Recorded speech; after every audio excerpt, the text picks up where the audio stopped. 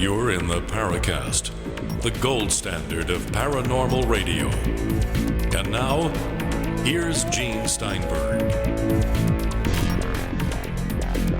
You know, we never realize here on the Paracast what sort of discussions are going to get a lot of comment. Now, when we post a thread or a topic in our forums under the question bank, we expect it's going to involve listeners asking questions of our guests. And sometimes it extends far beyond that, and people engage in a long-term discussion. And one example of that, of course, is none other than Walter Bosley, who has a lot of very interesting things to say. He's also a former AFOSI agent, former FBI counterintelligence specialist. So, as I said, he's got an interesting backstory there. But this particular topic, as some do, descended into some name-calling and other things. And that kind of has to stop. We see this happening every so often. When we bring on a guest with the best of intentions, and it's going to be a really fascinating episode today, but a few people get bent out of shape because of the presence of that guest. And we want to have a free-flowing discussion on our forums. And if you haven't visited our forums, go to forum.theparacast.com and check them out. But you've got to abide by the rules of decent behavior. We are, shall we say, benevolent dictators in the way we organize these forums, and we tolerate a lot. But sometimes enough is enough, to put it mildly. To put it mildly. Only mildly. So, for example, without mentioning names, one of our forum posters has been asked to take a permanent vacation. Ah, sounds like the name of an Aerosmith album. If I listened to Aerosmith, I'd know that, but I don't.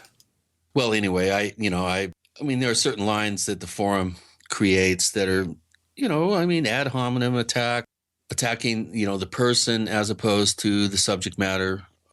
I guess in a question thread, because we're going to have a guest, the person is the subject matter. But there are certain lines that, you don't cross, like accusing somebody of being complicit in the unnatural death of another human being, that sort of thing. When it gets down and dirty and shrill in that sort of context, we have to crack the whip. I mean, there's just no two ways about it. Granted, Walter, is an ex-government intelligence operative. But having known the man for, 12, 13 years now, I can say that, you can call him whatever you want, but the guy's a nice guy, and he seems to back up his words and research with good, solid documentation, and I really have a sense that Walter is not part of the problem. He's now graduated to be, hopefully a participant in the solution. So obviously, if you come out, state who you've worked for in the past, and it happens to be government intelligence agencies, obviously that's going to raise the eyebrows in the paranormal UFO community. But I've never gotten a sense from Walter that he has been doing anything that smacks of pure disinformation. I really do have a sense the guy is who he claims to be. Numerous conversations I've had over the years, I think Walter's one of the good guys. He's an asset for our community. And although, once a spook, always spooky is one of my axioms, you got to give a person a little bit of leeway and base your impressions and base your emotional body on the subject matter and how it's handled. And Walter has been very out front about a lot of things. And he's very upfront, and he says, well, we're getting to a point where, I really can't talk about it because I've signed certain documents, blah, blah, blah. But at least he's honest enough to say that and not beat around the bush.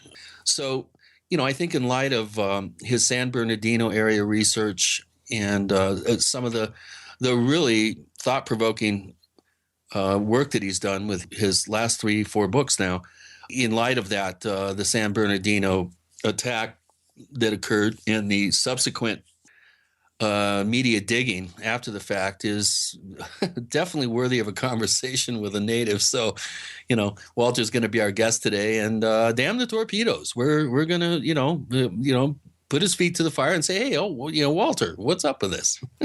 It's very interesting here to point out that a lot of really unusual speculation is happening with San Bernadino. One is from Alex Jones, who, by the way, is, one of the major hosts on the GCN network. He's a big conspiracy theorist, as you know. 9/11 was some kind of government operation. A lot of these mass shootings are false flag operations, and that's what he's saying, I guess, about San Bernadino. I don't agree with Alex Jones about much, but we're going to ask Walter about synchronicity and how it relates to that. And, of course, we'll also talk about breakaway civilizations because he's got a book coming out real soon now on that subject. And by the way, speaking of synchronicity, Mike Cleland, who hasn't been on the Paracast for 5 or 6 years, came out with a new book called The Messengers. And I'm looking at a copy of the electronic version of it right now with the subtitle Owls, Synchronicity, and the UFO Abductee. So Mike is ready to come on the show. He'll probably be on before the end of the year. We're running out of time to have shows. But I'm hoping that before the end of the year, we'll have Mike on to talk about this book because I've looked over it and it is fascinating. But again, synchronicity. Today we're talking about some of that with Walter Bosley, and then about the same time we booked that episode, I got a copy of the ebook version of Mike's book. So I don't know how that stands with anything. It sounds synchronous to me. Or synchronistic. Synchronistic, okay. We'll put a stick in that, synchronistic. That's how it works out. It also goes to show how insane our world is. I mean, we think about our little paranormal corner of the universe, and then we're looking at TV and hearing people screaming and yelling about whether Muslims should be banned from the USA because a few of them are bad. I thought to myself, okay, so we have the shootings in Charleston, South Carolina, and in Colorado recently involving Christians as the perpetrators. So should we ban Christians from this country? I mean, it's the same logic. I don't know. I don't want to get into politics. It's too insane. I mean, it has reached a point now where we have a Supreme Court justice saying blacks are not smart enough to attend some of these schools, and they're going into affirmative action. Clarence Thomas said that? No, Justice Scalia said that. Well, they're butt buddies. I mean, what's up with that? I don't know if I want to go into what he just said, but, we've got a crazy world out there. Everybody you hear on TV is insane. The stuff that used to be polite, the polite conversations we used to have, no longer occur. It has to be extreme. I have an anecdote, or an antidote, I should say. I can use an antidote. Well, tell me about it. Don't watch broadcast television. Simple as that. I only watch entertainment on broadcast television. This way, I know it's not real. I know it's fake. I don't have to watch fiction. Wait a minute. Every time I go to your house, I hear Fox News blaring from the bedroom. What's up with that? You ask Barbara. Don't talk to me about it. I don't watch that. She got into that, and I think she believes some of the conspiracy theories, but she's such a great lady. She's a wonderful, beautiful person. Nobody's perfect. She puts up with me. Think about that. She's put up with me. Yeah, that's true. For Boy, you just said a mouthful. Almost 39 years now. Imagine that. Imagine anybody putting, Chris has known me for a few years. He barely puts up with me. Imagine somebody living in the same house. Well, Teddy Bear puts up with us for about, 2.5, 3 years now. He hasn't tried to escape. When I take him out, he's only too happy to pull himself on the leash to get back to the house. Or, of course, you haven't seen our neighborhood. We got Walter Bosley coming up in a moment with Gene and Chris. You're in the Paracast.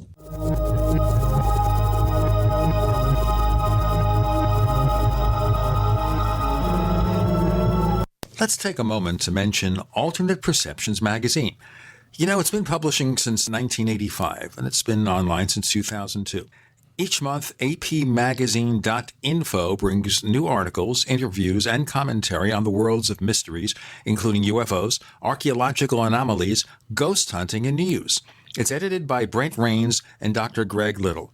And many of the top writers, such as Brad Steiger, are frequent contributors. That's apmagazine.info. So here's what happened. I was placing an order online. The site went down. It took hours before it returned, but I'd already placed the order with another company. If your site goes down, you could lose business. And if you have a business or personal site, you'll want to know it's easy to run and it will stay online. At iWeb, your site is hosted on one of the most reliable networks in the world. Talk to a sales rep at iWeb.com. Use the promo code TechNightOwl for a special discount. Concerned about harmful contaminants in your water? Look to ProPure, the most trusted name in gravity water filtration systems. ProPure, with the silver-infused Pro 1G 2.0 filter, removes over 200 contaminants, including VOCs, heavy metals, chloramines, pesticides, pharmaceuticals, fluorides, and radiologicals. We don't just say it, we back it up. The Pro 1G 2.0 filter is NSF 42 certified and independently tested to meet NSF 53 and P231 standards. Pro Pure Water, the way nature meant it to be. Clean, crisp, and refreshing. Purchase with confidence in quality, performance, and customer service. Take advantage of our biggest holiday 25% off sale going on now. Visit your authorized Pro Pure dealer or ProPureUSA.com. That's ProPureUSA.com. Or call 800-544-3533. 800-544-3533. By now you know that wireless technology like cell phones do in fact pose dangers to the health and privacy of everyone. Block-It Pocket's wide range of products are unmatched in providing the protection you deserve. No scare tactics, just common sense. BlockItPocket.com offers quality American-made options to alleviate and eliminate these invisible dangers. Learn more at BlockItPocket.com or call 888-315-9618. BlockItPocket.com, enhancing health and privacy. Don't complain about your cable bill going up and up and up. Do something about it. Grab a pencil and jot down this special number, 1-855-905-MY-TV. The more cable TV rates go up, the better digital satellite TV looks. Say goodbye to the cable guy and get more of your favorite channels in 100% digital quality for less money. Call 1-855-905-MY-TV. Sign up for packages starting as low as $19.99 and there's no equipment to buy. You get free HD TV upgrade, a free DVR upgrade, and free professional installation. You control what you watch when you watch it. Record your favorite shows, pause and rewind live TV, even skip the commercials. Watch local channels too. At just $19.99, what are you waiting for? Pull out your major credit or debit card. Call 1-855-905-MY-TV. 1-855-905-MY-TV. Say goodbye to the cable guy. Cut costs and get more. 1-855-905-MY-TV. 1-855-905-MY-TV.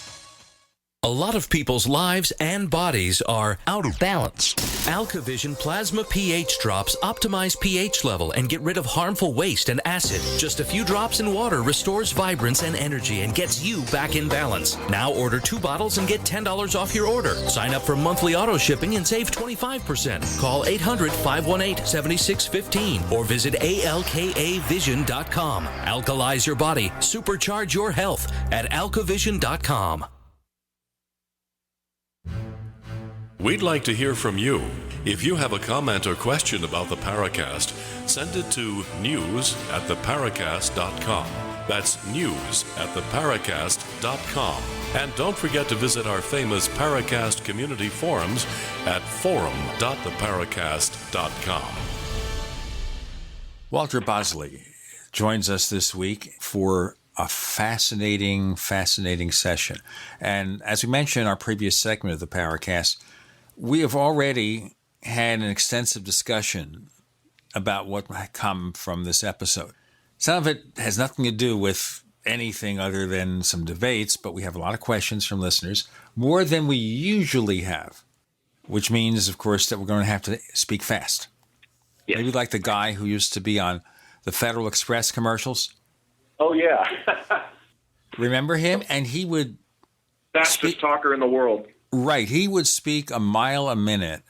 And you think maybe he still gets work talking about the terms and conditions from an online offer. So if there's a sale of a new car, all the terms and conditions would take about 10 minutes to read, so you get somebody like that. to read them. He's probably no longer alive, the original guy. And then if you He's look, probably trained everybody who does it.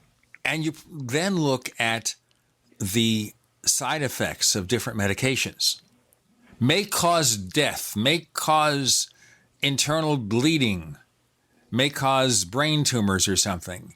And then you see this smiling, happy person who is now cured because we fixed their arthritis or their emotional difficulties, but they could die. You know, it's like eating at Chipotle or something like that, where we assume it was just one of those things. Some people could get really sick, but now they're going to sue us. But we're just saying what's true. Now, Walter Bosley is a former AFOSI agent, former FBI counterintelligence specialist, for those who haven't heard of him before. Been on the show several times. We talk about things like synchronicity, about breakaway civilizations. By the way, he's got a new book coming out real soon now called Origin, the 19th Century Emergence of the 20th Century Breakaway Civilizations, how that began. But I want to talk to you first about synchronicity, all right? Yeah. And one of the things you've raised relates to the synchronicity of the San Bernadino terrorist attack. Now, just to preface this, as I mentioned in our previous segment, Walter, we have at least one prominent conspiracy theory advocate, a talk show host named Alex Jones, who claims it's a false flag operation. We said that about some of these mass shootings, not just that one. Right. What is your perception? How does synchronicity get involved in something of that sort? Yeah. Well, first of all, I do not think this San Bernadino attack was a false flag attack. I don't think that at all. It was a terrorist attack. And I find that when synchronicity occurs with this kind of stuff, and particularly this situation, that it's just part of that weirdness with synchronicities, part of the nature of it. What it is are those meaningful coincidences that pop up in the numbers associated, like, you know, with the victims, the number of victims with a number, you know, matches a number associated with something else. It's truly in that ethereal or mystical, I can't think of the right word right now, but it's just part of that fabric. We're getting into, you know, when I think the word might be occult. Occult, yeah. You know, occult in also the little o sense of the word, just meaning that secret fabric of space-time and things that are. Admittedly, when you get into this subject, you are getting into the purple edges of twilight here on reality. So, you know, this is not like some hard line, you know, just simply political conspiracy thing. You're getting into the weirdness here. All right, let's go into more detail about this. And frankly, the news media has been filled with this for a couple of weeks. It's really a bad, terrible tragedy. Well, hold on, But, Gene. Go ahead. Sure. There are some articles coming out that witnesses are coming forward claiming that 3 white males were involved in the shooting, not a couple, a male and female. Right. What sort of credence do you give this kind of revisionist, I don't know, sort of journalistic gain, if you will? Oh, well, see, that's a different question. I was addressing the subject of false flag a moment before. Now, when you get on how many guys there were, and I just want to say right up front that, as I told you guys, and we've agreed, I'm not going to go too deep into my synchronicities because, you know, in all fairness, I canceled another show over the weekend because I just didn't feel right talking about this stuff so soon, you know, with people having died, you know, just a week ago and stuff. But this aspect, I'm with you there. I listened to this live because I live right here when this is happening. I heard all this constantly, you know, 3 gunmen, 3 gunmen, 3 gunmen. And then 24 hours later, you know, we forgot about the 3 and it was just this couple. And here's what I think. We all know, particularly, you know, investigators of strange phenomena, UFOs and stuff like that, how witnesses, sometimes their testimony isn't so great, you know, and under certain circumstances, and I'll tell you right now in law enforcement investigations, you really learn the fact that sometimes witness testimony can be way off or just off enough that you can't take everything. I think on the issue that, you know, the 3 white males thing, I think what that was a case of, you know, anybody that's even halfway fair-skinned, oh, that's a white male or a white person, you know, because they're fair-skinned. And in the heat of the moment, blah, blah, blah, so forth, I think the fact that they were identified as 3 white males might be kind of a false trail. However, the fact that there were 3 was wholly consistent throughout the whole day.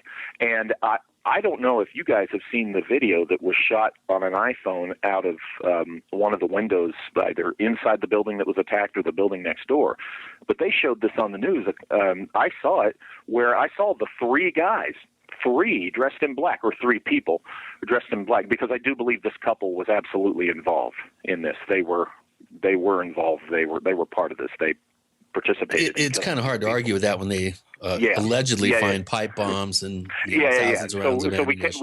we can't argue that they were not involved. They were just a set up patsies. That's ridiculous. But here's the thing. Yeah, I watched the video that they played where it showed 3 guys, and actually, Chris and Gene, I recall on this video it looked like there were 5 total. Now, I don't want to muddy the waters. I'm just saying what I saw on TV. That iPhone video, definitely 3 guys. And I swear it looked like 2 guys behind them coming in. Now, I don't know if they mixed up these videos and this was a video that once the SWAT and police started showing up, but it didn't look like that. It looked like they piled out of a car, an SUV or something, and then we heard nothing more about that.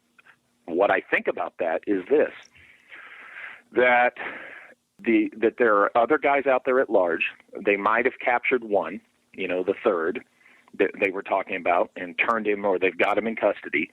And this mystery with how many guys there were, I think might very well explain why the house was opened to the media 2 days later, because that is an investigative tactic where you see who shows up at the scene of the crime. And I think that's what the Bureau did. I think they opened up that apartment and they had their agents there watching to see if any of these accomplices at large would show up at the apartment to come try to get anything. Returning to the scene of the crime. Oh, boy. We've got Walter Bosley joining us talking about the mystery or the synchronicity of the San Bernadino shooting. More to come with Gene and Chris. You're in the Paracast.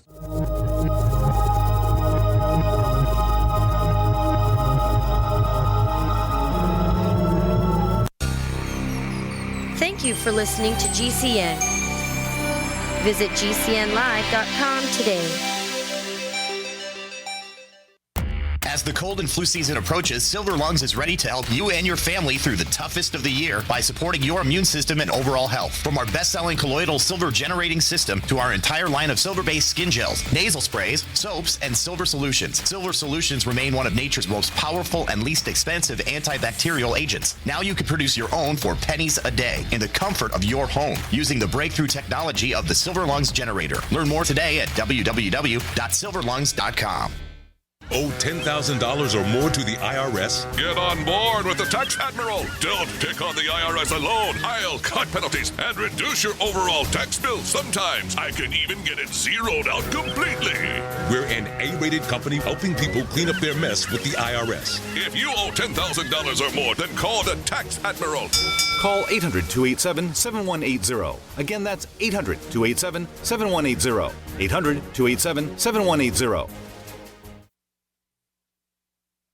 Sciatica, lower back pain, hip pain, poor posture. If you suffer from any of these problems, get ready to relax. Introducing an amazing product that's been in the market for over 25 years, the Sacro Wedgie. It was invented by a football coach using a common sense osteopath technique. He created this device to help his athletes by isolating and supporting the sacrum, which is the keystone of our anatomy. This wedge-shaped bone is in the center of our hips, where a lot of pain starts. Simply relax 20 minutes daily on the amazingly simple Sacro Wedgie and let gravity do the work, helping muscles rebalance and start releasing nerves. Sit in the Sacro Wedgie at the computer or while traveling to help correct posture to finally help relieve those stubborn aches and pains for only $33.95. It's made in the USA, so click the family-owned website at sacrowedgie.com, spelled SACROWEDGY.com, or call 1-800-737-9295. That's 1-800-737-9295. Relax your back pain away with the Sacro Wedgie.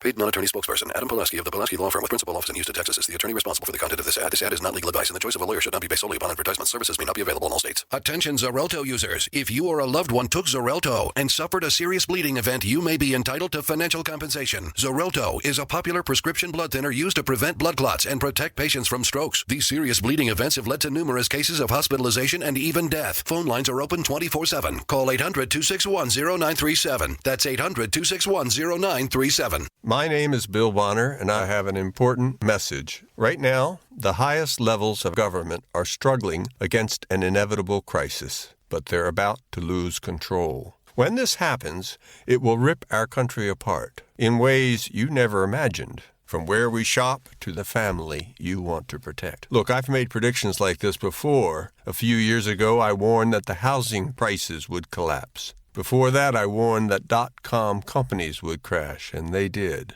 Those who listened had a chance to save themselves, but this has nothing to do with the stock market. This will affect us all. I've posted a free video at disappearingdollar.com. Maybe you'll disagree with my conclusions, but first you need to watch this video and see the facts for yourself. You can watch the video for free right now by going to disappearingdollar.com. Again, that's disappearingdollar.com. So you've got to take a state construction license exam or certification. Can't decide on what books or what chapters to study? Discover right now how you can eliminate unnecessary books and wasted study time. At contractorexam.com, our study materials zero in on state-required test topics in an effective, multiple-choice format. So whether you're a plumber, electrician, general contractor, or other construction-related trade, contractorexam.com will help get you prepared. Visit us at www.contractorexam.com today.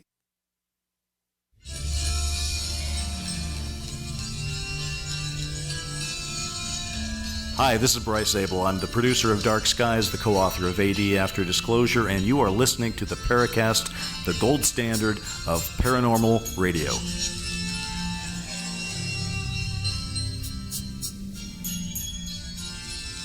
I would be remiss in my duty not to tell you we have a second radio show to offer. It's called After the Paracast. It can be a wrap-up show. Sometimes we bring on our guests for further discussion, as we've done in the past with Walter. And if you want to get that show, you have to be a member of the Paracast Plus. Go to plus.theparacast.com, plus.theparacast.com. Modest monthly, annual, 5-year, lifetime subscription rate, free ebooks for long-term subscriptions. We've got a few show transcripts, and Chris is busily editing a video down from 4K that will appear there soon. Plus.theparacast.com. Walter Bosley talking about synchronicity, the San Bernadino shooting. Chris, you had a question. I'm not sure if it's a question or not, but I was just going to point out, why San Bernadino? Why that particular date? I mean, when you're talking about synchronicities, you can really go off in quite a number of directions. And I understand that you are not yet willing to do that, but it boggles my mind that this, of all places it should happen, would be your hometown. I mean, it's a little disconcerting, And believe me.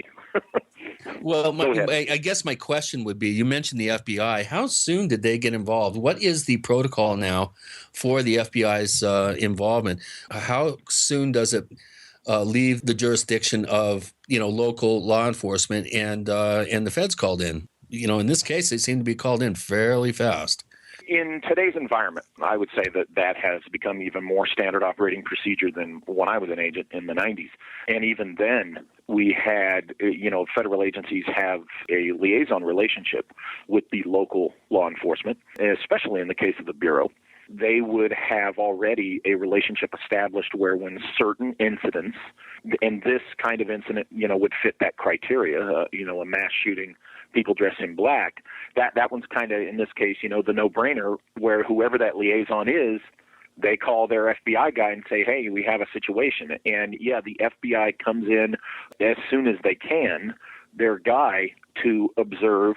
And once what it probably is an actual list of criteria that this shooting. Now, I haven't been involved with that organization in years, so I wouldn't have access to that. I would only be guessing what that list of criteria is, but probably, just some of the stuff I mentioned, a mass shooting, people dressed in black, obviously if they're shouting, Allah Akbar, that kind of thing, in the case of terrorism, well, there you go. That's something, the Bureau's going to want to be interested in. I would say that they would definitely take over things the minute that they find evidence of any foreign contact. Okay, the foreign travel to certain nations of concern, any contact with organizations of concern like ISIS or Al-Qaeda or whatever. As soon as those kind of, rather obvious things pop up, the Bureau's going to come in and say, okay, this is a national security issue. We're on this.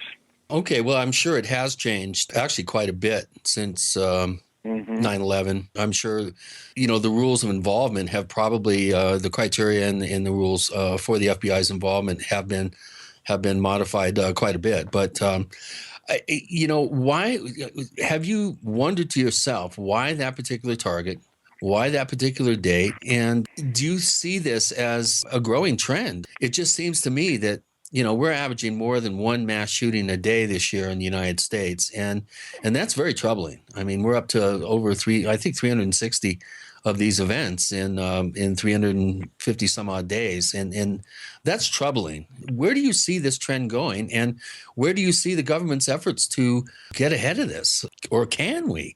Well, what concerns me about it is, you're right, how many are how often this is happening. This is very weird. I agree. And what it does is it inspires you to wonder, is there someone or something behind this?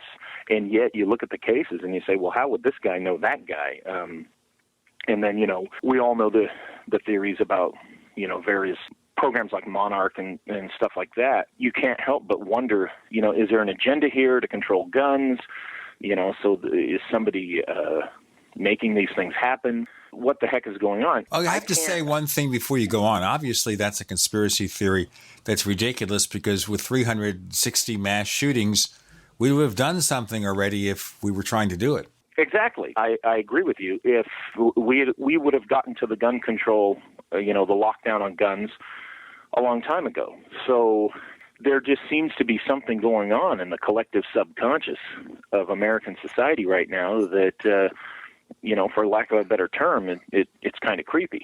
Especially when it occurs in a state that has some of the strictest gun control laws in the country and is probably the, one of the cheerleaders for expanded control of firearms in the United States, especially assault weapon bans.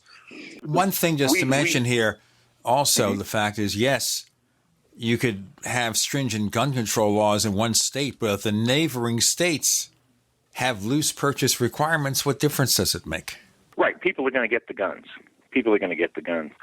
But, on the issue of why San Bernadino, I think on the practical nuts and bolts, where the rubber meets the road level in this case, these people, they just happen to live here in this area. And, people like this, they case, hey, where are the soft targets?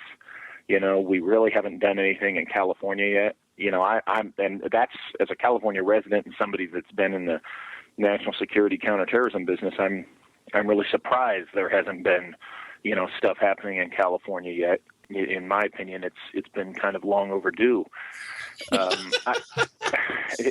Okay, I'll take. I'm sorry, I took that wrong. You would think that maybe somebody would go into Universal Studios or drive down Rodeo Drive, or Disneyland or something. Or, do I'll something tell you right now, when you can go to Disneyland right now, and all they do is they check the ladies' purses, and if a guy has like a rucksack or something, they just kind of look in there a little bit. That's it. They don't have metal detectors. I hate to put it out there like that, but maybe if someone hears this, they'll change the way they do things, because that's a target that I'd worry about. But any target like that, the synchronicity stuff that I saw, it doesn't really have to do with why these people elected to do this here. The synchronicity stuff, it's in the background. It's almost like it's kind of preloaded for something to happen, and the thing that happened just happened to be what's reflective of our times, and that's terrorism. And the synchronicity, the level that's going on, just takes advantage of whatever happens. It could have been anything, and whatever the fabric does that connects these things through these synchronicities, it does independently on its own. Hold on. First of all, define it. How are you going to come up with a Bill Clinton? It depends on which it you're talking about. Well, there you go. Defining the it is the thing. It sounds occult to me. It sounds occult. It really does sound like ritual sacrifice, ritual bloodletting. Yeah, well, the stuff I wrote about that happened in 1915, I'm convinced was indeed that. I think these 7 people were ritual sacrifices. People who've read the books know that. Now, here you have this event that, has all these synchronicities. And here's the thing. I put out a video there. I'll give you guys the link, because it's out there.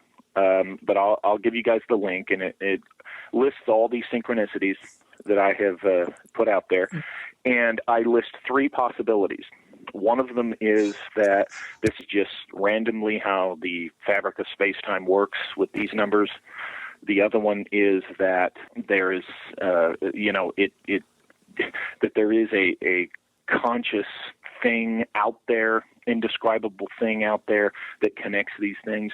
The third possibility that I list is that indeed there's, some sinister hand behind all this, nudging things to happen in a certain way under certain instructions to make sure that the synchronicities are there and are noticed. Let's do our break. We have more to come with Walter Bosley, with Gene, and with Chris. You're in the Paracast.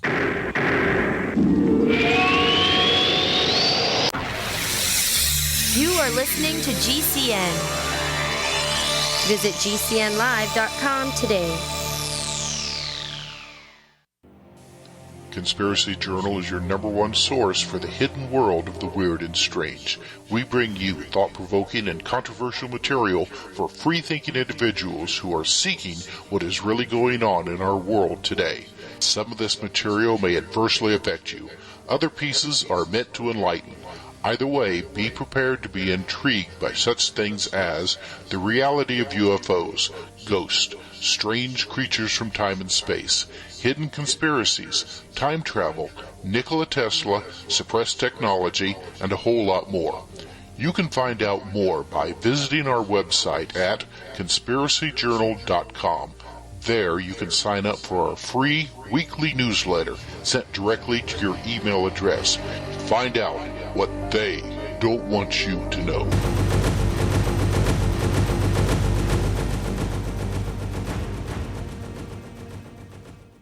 We use mobile devices right against our bodies every day, but growing scientific evidence has emerged showing serious health risks associated with exposure to EMF radiation emitted from these devices. The solution is Defender Shield, the most effective mobile radiation shielding ever developed. Defender Shield blocks virtually 100% of EMF radiation from cell phones, tablets, and laptops, and starts at just $64.99. Buy now at DefenderShield.com. For 10% off, use promo code GCN. DefenderShield.com, the worldwide leader in mobile radiation shielding.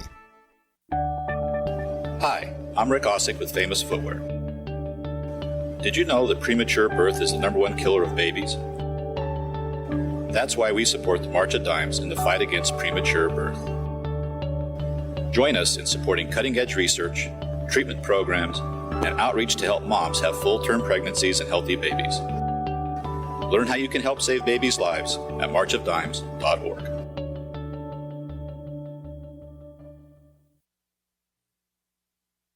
My dad was 59 when he collapsed from a heart attack late last year. Just this past August was when we spread his ashes on the St. Croix River. I loved my dad, but boy was he stubborn. He hadn't been to the doctor in over 25 years. His excuse? He simply couldn't afford it. He wasn't a rich man by any means. At less than $107 per month, LibertyOnCall.org would have been the perfect alternative for my father. Don't wait. Go to LibertyOnCall.org right now, for not just your sake, but for the sake of your loved ones. Again, that's LibertyOnCall.org.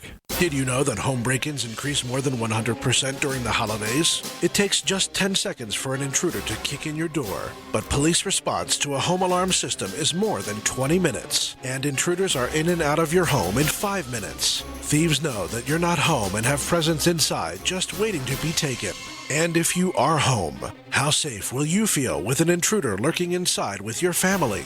That's why police across the country are recommending you use door armor. Proven to withstand the force of a battering ram, door armor keeps intruders out. It's easy to install and barely visible, and your door armor is guaranteed for life. Go to invasionstopper.com for a very special buy one, get one at half off deal. These savings are for a limited time and only available to GCN listeners. Protect your valuables and loved ones this holiday season.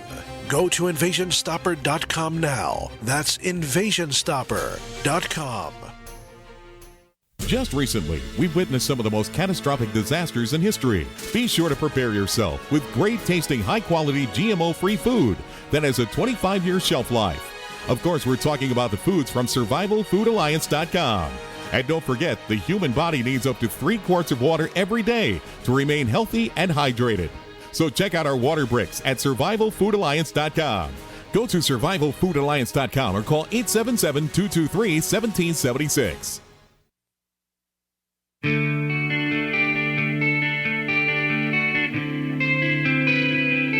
This is Jerome Clark, author of the UFO Encyclopedia and other books. You're listening to the Paracast.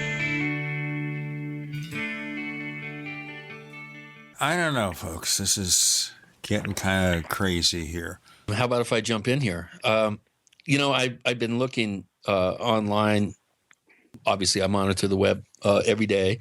I'm very selective with sources that I come across, but there's been a story that's been burbling underneath the surface here this week, having to do with a passage of some sort of law or bill that allows the government to conduct staged events in our society, and this would allow theoretically for false flag type events and managed events that do not actually are not exactly what they appear to be. And of course, the subject of Sandy Hook has come up.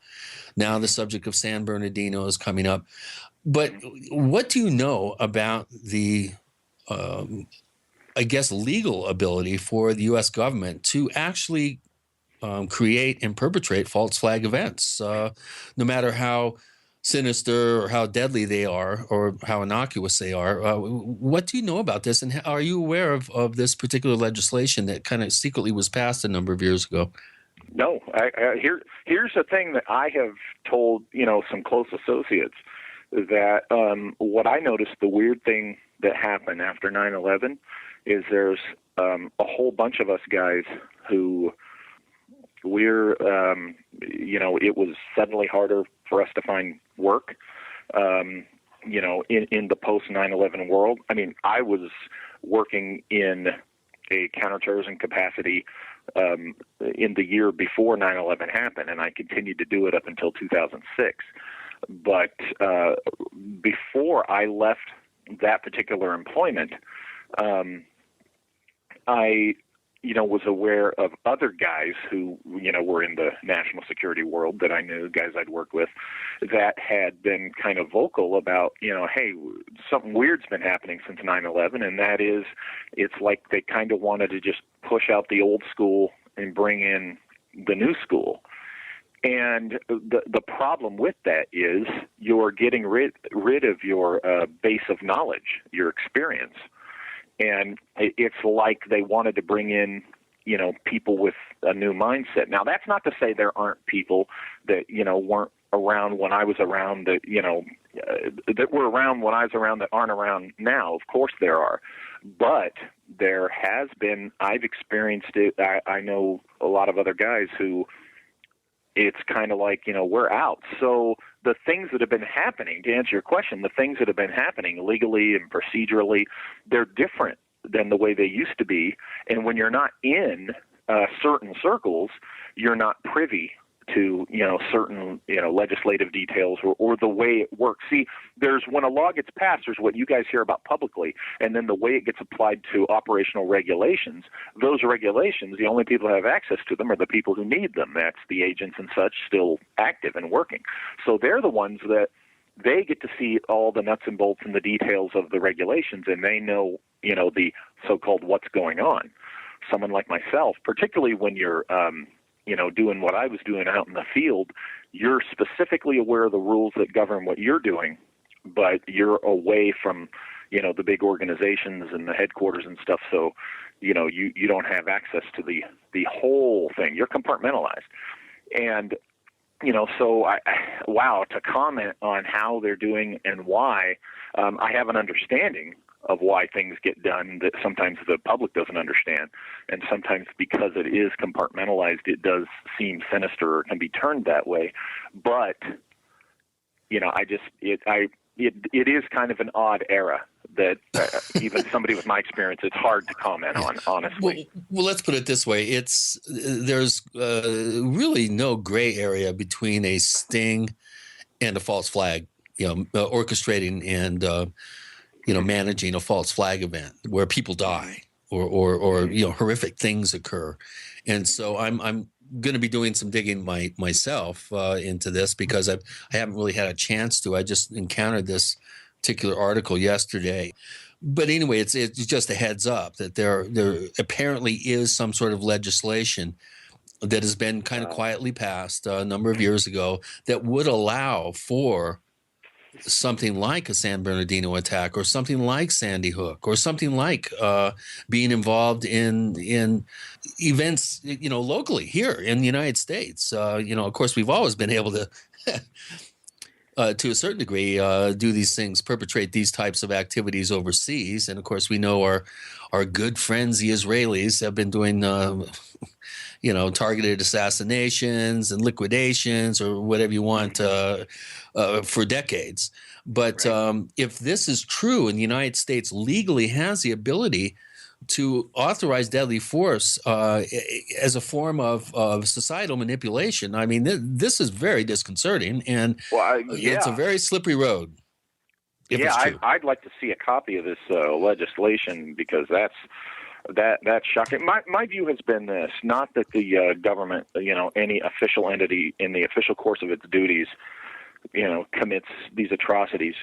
I would suspect that when you can connect this to somebody actively in the government, it's an independent act. It's a rogue. I hate to use this term, but it's a rogue element. It's guys who are just because they've gone off the deep end. It really it would be very, very difficult for me to believe that sanctioned events that involve mass shootings, that sort of thing, or sabotage, or you could come up with any number of horrific scenarios. It would really be difficult for me to believe that the U.S. government would actually condone this and allow itself to legally do it, to give itself permission. So I think we both. I would be very interested in what you come up with, and I'll share any information that I come up with too. I've got a couple of sources that I want to talk to about this as well. But the very fact, Walter, I mean, as soon as I heard the word San Bernadino, I immediately thought of you. If this happened in my town, I would really be upset, and I would be all over it. I'd be, exhausting all efforts to find out why did they come to my town? What's up with this? And then, of course, a number of the synchronicities that you've mentioned in your first response to the event, and then the video, which I haven't seen yet, but I understand one of our posters at the forums really took exception to the spooky music that he claimed was some sort of something nefarious in how the music was disconcerting. Really? I'd like to know who that person is, because guess what? The video I posted is silent. There's no audio on it whatsoever. So it sounds like maybe somebody else took it and dramatized it. So no kidding. If well, you might want to look into that. Yeah, if that person's listening, I did not put any spooky music. I canceled a show that I was asked to do on Sunday. I was asked to do last week on Sunday. I canceled it because I felt like, you know what, I don't feel right getting out there and in fact, the video is unlisted on YouTube. I have to send the link, or once you get the link, if you proliferate it, that's beyond my control. But, I put it out there because, as you said, when this happened, as soon as I started hearing the details, I was shocked because the synchronicity started popping up, and they were so compelling that, you know, I was talking with a couple of associates of mine, and they said, look, you know, get this written down somehow and get it, you know, down where it just get it down. And so I did. And that's why the video, I do this weekly vid report thing for my readers. And this served as my weekly vid report that I was going to do anyway. And instead of doing the usual commentary, I just have the synchronicities identified on a black background, no sound at all. So I have not been, I mean, I cancel an appearance, and that's why, out of respect to those guys, and Adam, if you're listening, you know, out of respect to those guys, because I canceled on them, that's another reason why I didn't want to, you know, that we're not going too deeply into those here, you know. But, you know, yeah, there's no music. I'm not turning this into a circus, but they are compelling. And I'll send you the link here in a couple of minutes, Chris, so that you can see them. And okay. You're right. When this happened, you know, and I heard this was happening and these things started popping up, yeah.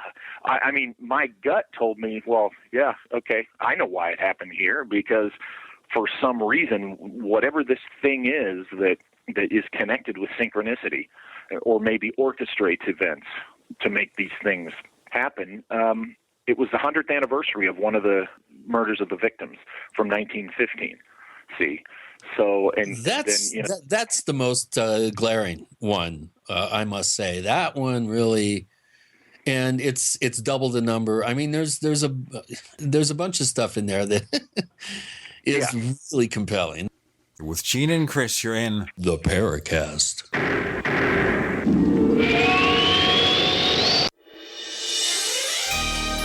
Thank you for listening to GCN. Be sure to visit GCNlive.com today. Attack of the Rockoids has been well received by critics and readers alike. It's a thrill-a-minute story you'll never forget. A former U.S. military intelligence officer is haunted by intense dreams about a beautiful woman pleading for his help after a terrible battle in outer space. But the dreams turn out to be true and thrust him into a telepathic love affair with a woman whose faraway planet is intent on destroying the Earth. And now the gripping tale continues in The Coming of the Protectors. It's the second book of the Rockoids trilogy, a galaxy-spanning adventure that pits our hapless heroes against powerful, fanatical enemies that threaten the lives of freedom-loving beings everywhere. Attack of the Rockoids and The Coming of the Protectors. Classic science fiction at its best. Available now. For more details, visit rockoids.com. That's ROCKOIDS.com. Hi, Peter Vaccaro for ParanormalDate.com. Are you looking for love in all the wrong places? Now you have a chance to change that by signing up for free at ParanormalDate.com. This incredible dating site puts people of like minds together. People who are interested in the strange, the unusual, mysteries, ghosts, UFOs, and the afterlife, and so much more. ParanormalDate.com was developed for you, people seeking a viable alternative to the other dating services. You can join for free by going to ParanormalDate.com, and if you decide you like it and want to connect with people, use the code GEORGE for a substantial discount.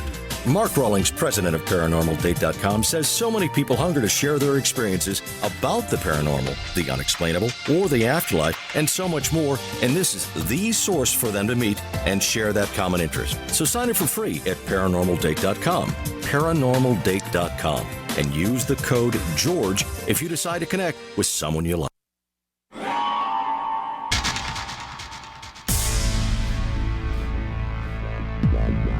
Welcome back to the Paracast, the gold standard of paranormal radio. And now, here's Gene Steinberg.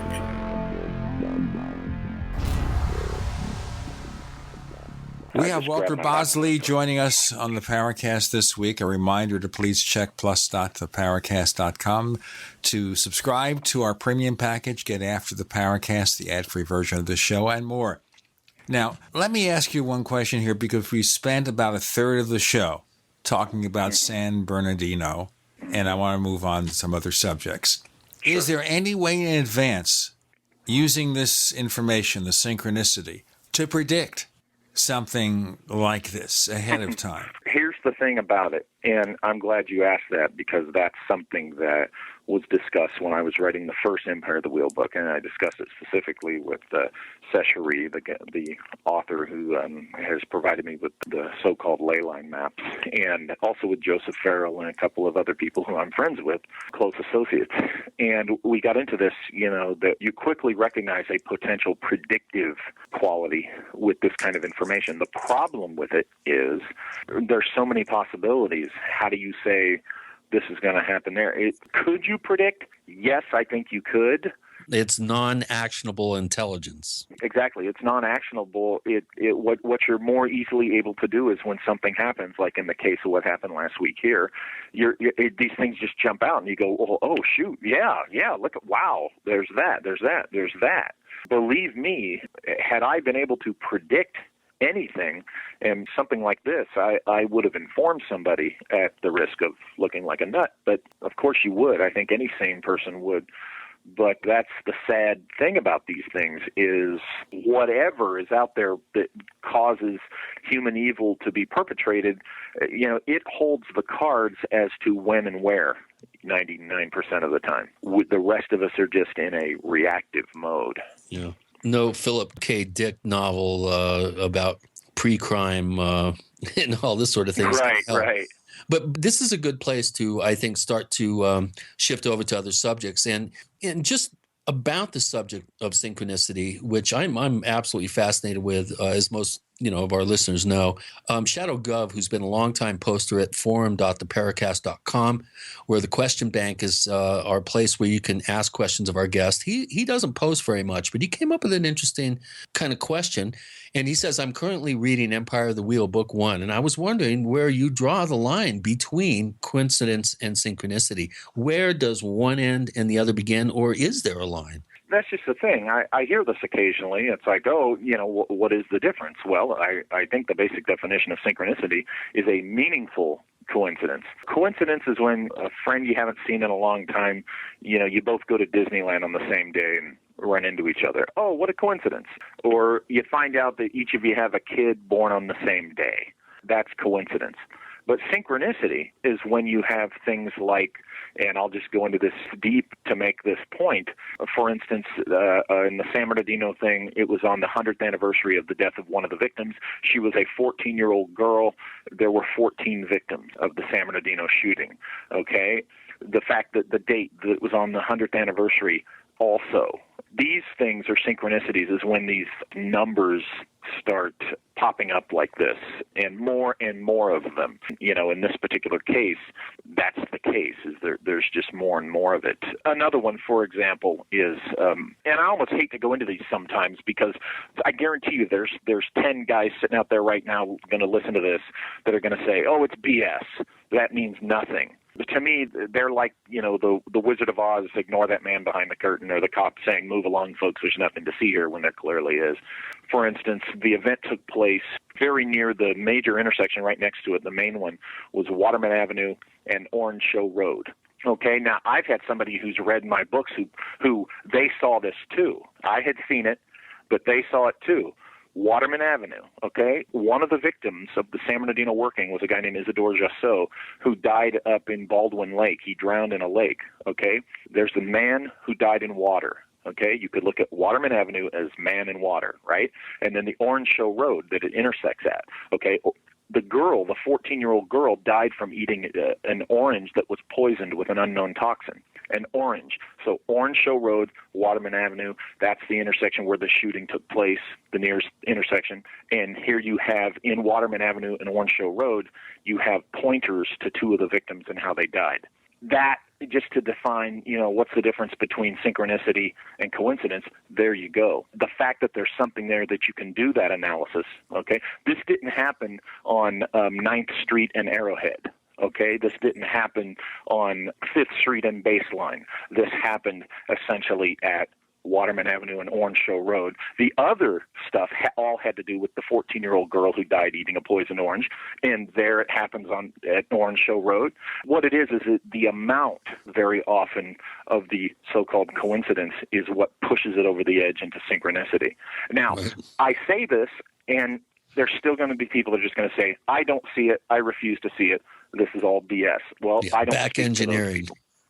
Yeah, it's, you know what, at that point you just have to decide you're either choosing to recognize what's there. Now, you can recognize what's there and still not put any meaning to it. That's okay. I'm not saying anyone has to put any meaning to it. I'm not saying people have to put any meaning to it that I put on it. I'm just saying, come on, folks. The numbers are there. The situation things are there. Isn't this interesting? And I know I aggravate the hell out of these guys who, by golly, they want you to tell them what to think. They want you to tell them. They want a firm, this is the way it is statement, so that they can either latch onto that and say, now I know what to think. Now I know what to believe. Or they can say, oh, now I have a bullet to shoot you with. I think it's an undefined disease in our culture now that people are just begging for others to come up with the type of information that they need to be able to find some sort of tag that they can put their emotional sense onto. It's becoming rampant. Unfortunately, people don't do the research for themselves. They rely on questionable research or good research, depending on how well they vet the information that they embrace. And I think it's pandemic in the West now with the internet. It's just an absolute cacophony. It's a kaleidoscope of just half-baked opinion couched as fact, and it's getting worse and worse. And the belligerence, the hair trigger hostility. There's some people, a lot of people, too many, I think, who just want to go right to the argument, right to the bickering.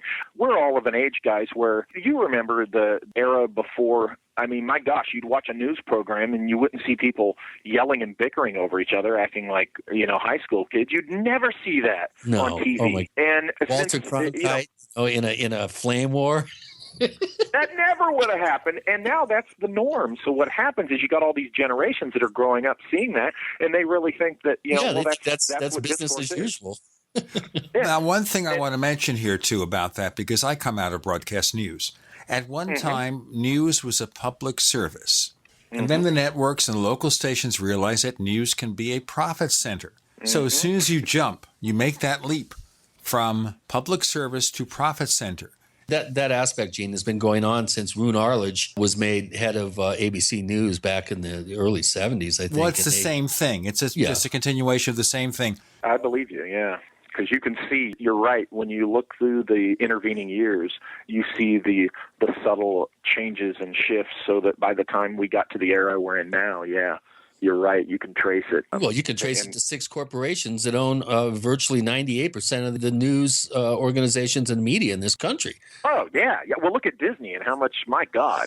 And me, I'm usually the kind of guy that says, oh, Disney's not that evil or whatever. But even I can't deny that, what the heck? Look how much they own and control and how easy it would be for them to just really control everything that goes. Well, and manipulate editorial policy and and that sort of thing. Yeah. I mean, come on, let's get real.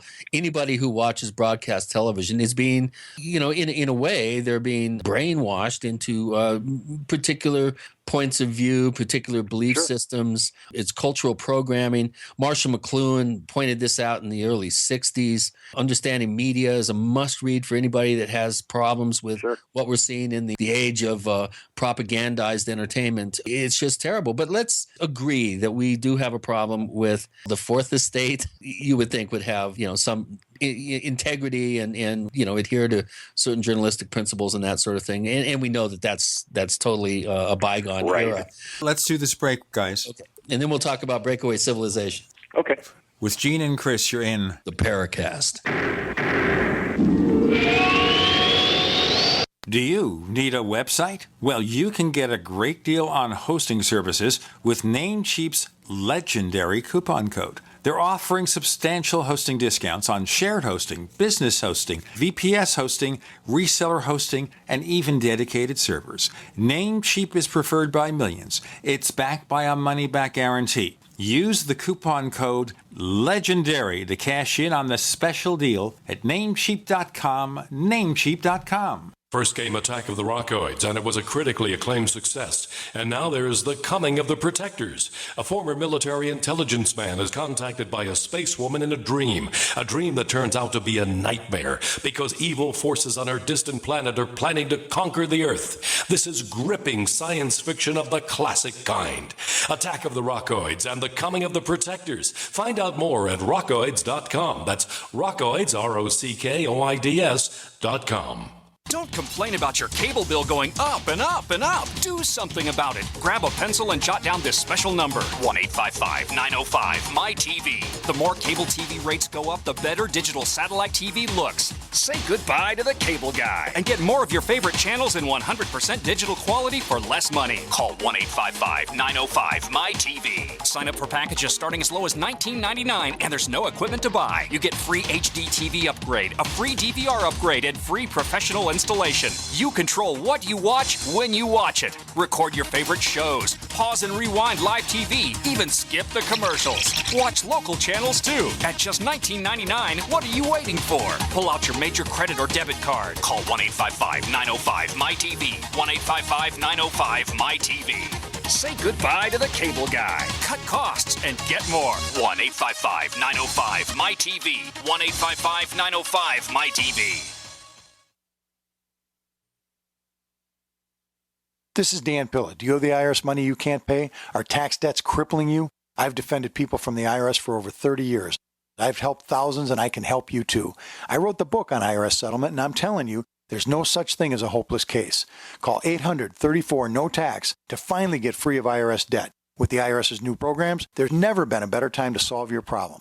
Call 800-34-NO-TAX. That's 800-34-NO-TAX, or my website, danpilla.com. 911, what is your emergency? There's somebody in my house. Hurry, please.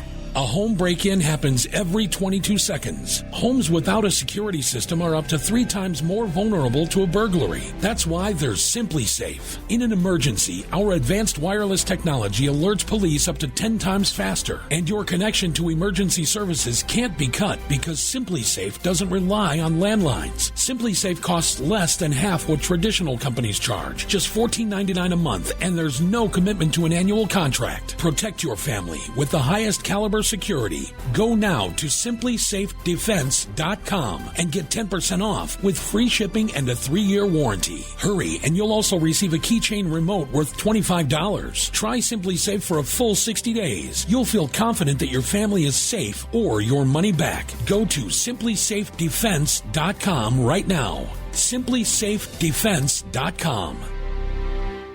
A lot of people's lives and bodies are out of balance.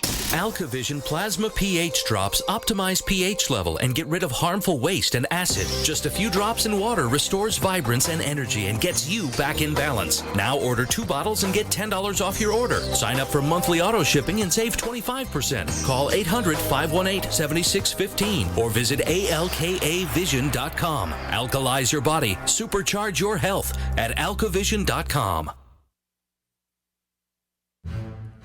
We'd like to hear from you.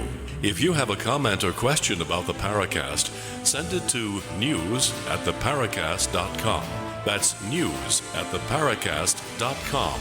And don't forget to visit our famous Paracast community forums at forum.theparacast.com.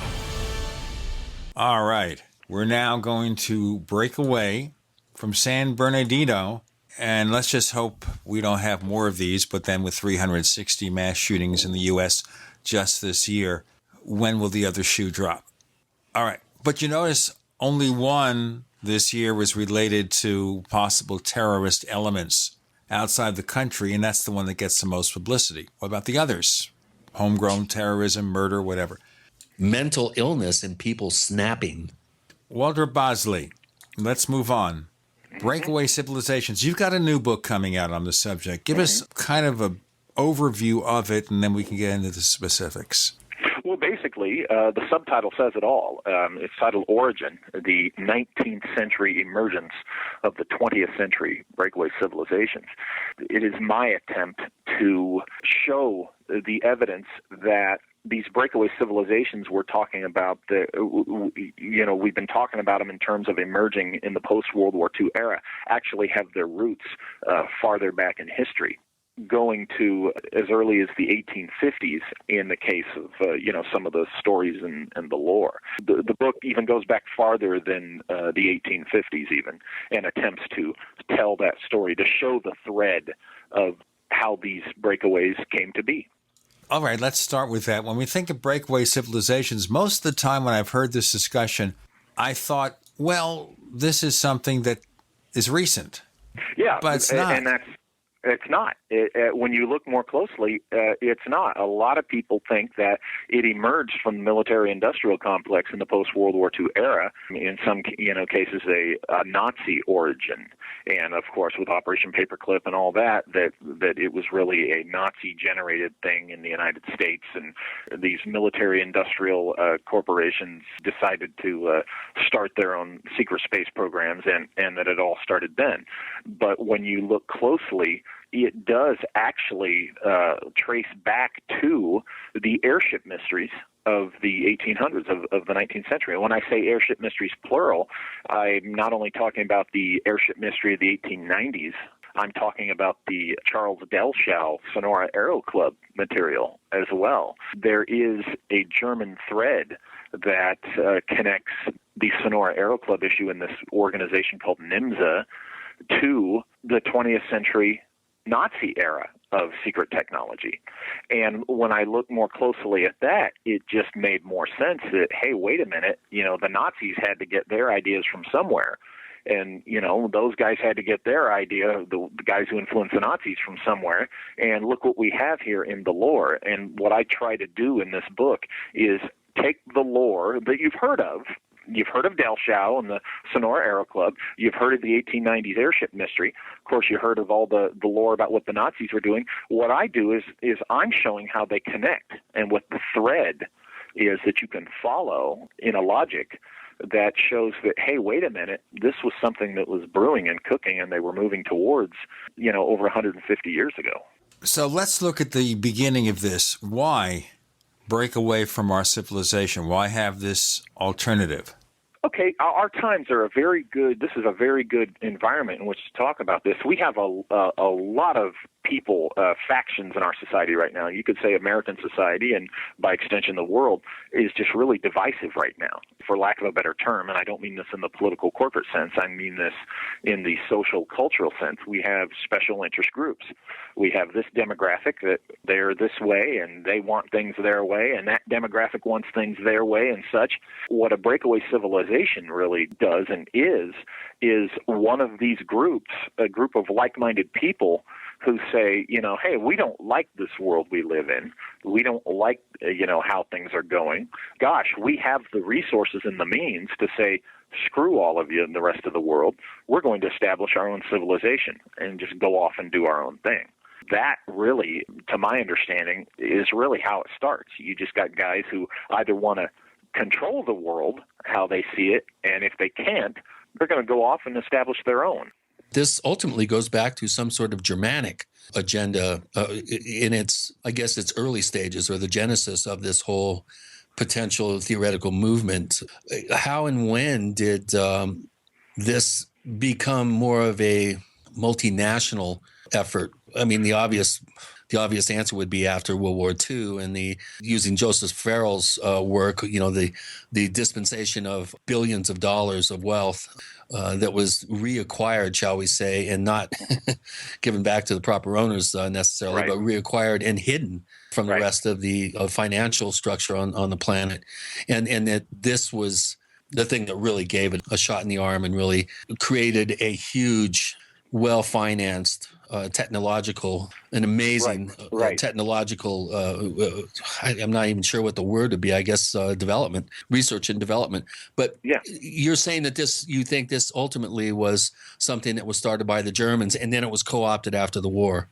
Well, here's the thing. It got its tremendous modern technological boost as a result of World War II, absolutely. But what I really look at is I found evidence, and I talked about this in my book, Empire of the Wheel 2, Friends from Sonora, that actually I think there are two breakaways that we're dealing with here.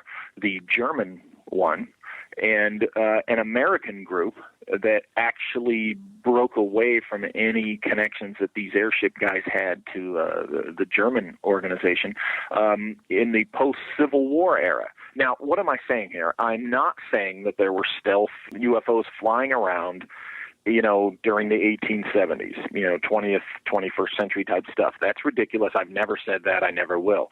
What I'm saying is the trail of technological development and pursuit of certain things that we ended up with in the mid to late 20th century and today began with, in my opinion, these two groups, the German group and the American group, okay? We're talking very rudimentary technology here. I have a chart that I used in a recent talk I gave at the Secret Space Program Conference in Austin, Texas. It's going to be in the book. And what this chart shows you is it kind of explains what I'm talking about here, this progression. I mean, you've got the 1850s era that I talk about, and, I show what's called an arrow. Those of you familiar with Del Shao, if you're not, look him up. It'll be in the book. This very rudimentary anti-gravity, so to speak, craft, and I compare it to the Ford Model T. Okay. Then we jump ahead 40 years to the 1890s airship mystery, and I show an example of what was described there, a little more advanced, and I compare that to a 1958 Buick. Okay, and then I show the modern mid to late 20th century flying saucer. I think I show it's the S4 model or whatever, and I compare that with a 1985 Porsche. So you get the idea. The progression of this technology is like the progression of the automobile. You have the very rudimentary basic Model T, and then you have like an automobile of the 50s, and then you jump ahead to the modern sports car thing. And that's what we're talking about, is a technological progression, along those lines. Now, certainly, absolutely, World War II was a huge step forward for these breakaways. But I'm convinced that they existed, an American group and a German group, and the evidence of them, is traceable to the mid-19th century. And that's what my book tries to do, is show you that progression of what they were trying to develop and what their progress likely was. We got more to come with Walter Bosley and Gene and Chris. You're in the Paracast.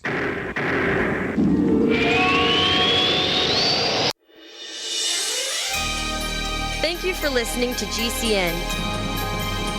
Be sure to visit GCNlive.com today. Are your Google search results killing you? Unflattering content in blogs, news articles, online reviews, social media, or other sources can jeopardize your reputation, your business, and your livelihood. Let Reputation.com help. Our patented technology will make the truth about you more visible while pushing down unwanted negative content. Improve your Google search results. Call Reputation.com at 1-800-831-0771 for a free consultation. That's 800-831-0771. We use mobile devices right against our bodies every day, but growing scientific evidence has emerged showing serious health risks associated with exposure to EMF radiation emitted from these devices. The solution is Defender Shield, the most effective mobile radiation shielding ever developed. Defender Shield blocks virtually 100% of EMF radiation from cell phones, tablets, and laptops, and starts at just $64.99. Buy now at DefenderShield.com. For 10% off, use promo code GCN. DefenderShield.com, the worldwide leader in mobile radiation shielding. As your body ages, there's a 10% decline in your ability to repair each passing decade after the age 28. By age 40, your ability to repair from demanding manual labor, exercise, or a stressful desk job has declined by 12%. By using One World Whey, you supercharge your body's ability to repair and eliminate inflammation. Our unique frequency-encoded whey protein, coupled with our high-quality whey, improves your cell's ability to make protein, which is to say, repair itself. My name is Jonathan Wright, and I'm 40 years old. I recently went from a desk job to a manual labor job.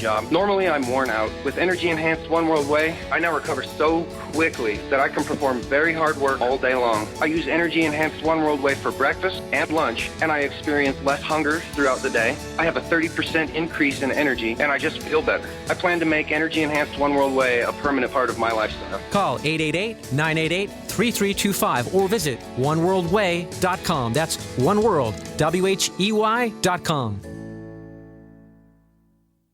Hi, I'm Dr. Sam Nussbaum with the Anthem Foundation. Premature birth is the leading cause of death of babies and disabilities for children. That's why we support the March of Dimes to help mothers have full-term pregnancies and healthy babies. Join us in supporting cutting-edge research, treatment and outreach to help moms during their pregnancy and give every baby a healthy start in life. Learn how you can help at marchofdimes.org. Attention, all men. Are you urinating more frequently? Do you wake up to urinate? Are you having a slower, weaker stream? Don't ignore the warning signs of your aging prostate. Get your free bottle of Super Beta Prostate. Super Beta Prostate is guaranteed to support a more complete emptying of your bladder, a fuller, stronger stream, and less waking at night to urinate. Super Beta Prostate is a product that I really like. I endorse it. I use it myself. I was very pleasantly surprised that Super Beta Prostate helped me fairly quickly. Super Beta Prostate is formulated with a natural plant enzyme called beta-cytosterol. It's so powerful, you'd have to take 100 salt palmetto pills to get the same sterols as just one Super Beta Prostate tablet. Don't ignore the warning signs of your aging prostate. Call now to get your free bottle of Super Beta Prostate. Call 1-800-853-1203. That's 1-800-853-1203. 800-853-1203. Paid non-attorney spokesperson Adam Pulaski of the Pulaski Law Firm with principal office in Houston, Texas is the attorney responsible for the content of this ad. This ad is not legal advice, and the choice of a lawyer should not be based solely upon advertisement. Services may not be available in all states. Attention Xarelto users. If you or a loved one took Xarelto and suffered a serious bleeding event, you may be entitled to financial compensation. Xarelto is a popular prescription blood thinner used to prevent blood clots and protect patients from strokes. These serious bleeding events have led to numerous cases of hospitalization and even death. Phone lines are open 24/7. Call 800-261-0937. That's 800-261-0937.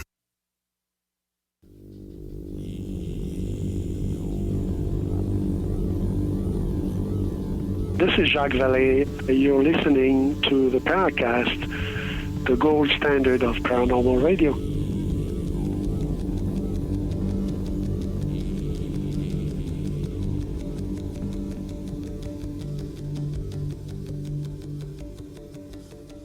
Loads and loads of questions from our listeners, pages and pages of them.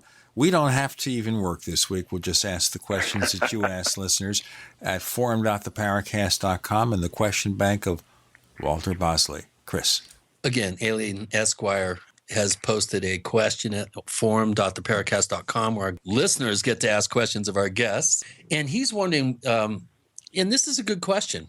This goes into back engineering and all sorts of potential corollaries here. But he's wondering what types of modern day technologies do you suspect are the product of breakaway civilizations, or are there any that are public? Most of it would be, classified technology, particularly classified aerospace technology.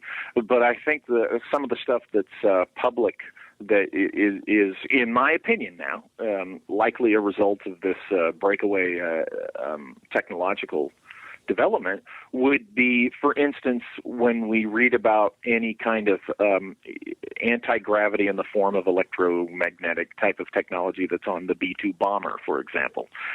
You can tie a thread from the airship lore, and specifically what I've identified as guys who are, very much involved probably with these breakaway groups of the 19th century. You can tie a thread between that technology I just mentioned associated with the B-2 bomber and a guy in the 1890s who I talk about in the book. Because of the classified nature of these things, you can't point to a whole lot beyond, for instance, if you look at any of our household technology that really was a result of, say, things that were developed for the Apollo program, or what have you, anything like that, I think, or any kind of military stuff like microwave ovens, I think, if I'm not mistaken, that started microwave technology. The research into that, I think, was a Navy thing, if I'm not mistaken. You look, what you got to do is you got to look at mundane technology. If you can connect it to its origins being in military research, say during the World War II, the post-World War II era. Yeah, or patent holders, just simple a patent search. Yeah, do a patent search, that kind of thing. You can begin to see anything. I'll try to make it a little easier. Anything that has to do with so-called anti-gravity technology, particularly from some type of chemical process or electromagnetics. Those are the kind of things that I tend to find traces to the breakaway groups within this context of, the airship in behavior modification and mapping the human emotional response to specific microwaves, frequency and amplitude, that sort of thing. Well, how about, and this is a question that I've always wondered is if these guys are so omnipotent and so powerful and have all this money and have all this, how would I put it, lust for power and whatnot, why are we not seeing particular individuals lasting beyond their mere mortal years? I mean, David Rockefeller's 101 now, and he's had 6 heart transplants, I believe. Oh God. That's still fairly conventional technology. You would think someone as powerful as a David Rockefeller would be funding all sorts of life extension, research, and that any sort of space, application of a breakaway technology would obviously need to have people that live longer if we're still using conventional, rocket thrust in space or nuclear reactors or whatever. But you would think that the health aspect of this, because these people are they're self-imposed omnipotent, that they would be looking at ways of lengthening lifespan for the power elite. Sure. So here's the thing. That's just it. They're not that powerful. They're not omnipotent. What it is perhaps they've developed certain technologies in secret that are more advanced than, what we're told exists. But that's just it. They're not omnipotent, and this is the other aspect of the fact that I think that there are 2 of these groups there, and I say this in my book, and I've said it elsewhere. But they're in opposition to each other. Okay, they are not friendlies. They're in opposition, and in my opinion, and I lay this out in my book, one of them is the one that wants to be totalitarian on this planet over us. And that's the German group, in my opinion, the group that actually, is associated, with the German threat of this. The other one, I think they just really want to just go away somewhere else or just want to live separately. Now, what makes them slightly better? Can you blame them? I don't blame them. See, that's just it. Thank you for mentioning that, Chris. Well, wait a minute. I would do the same thing. Who are these guys, and are what? Are they pan-national? I mean, what are we looking at here? Are we looking at Asians? I think they became international the deeper we got into the 20th century. Their origin was they were an American group in the post-Civil Wars when they really started pursuing certain things. And by the 1890s, I think the 1890s airship mysteries in the United States, this was the American group. This will be in my book. This was the American breakaway that was, standing up and showing what they got.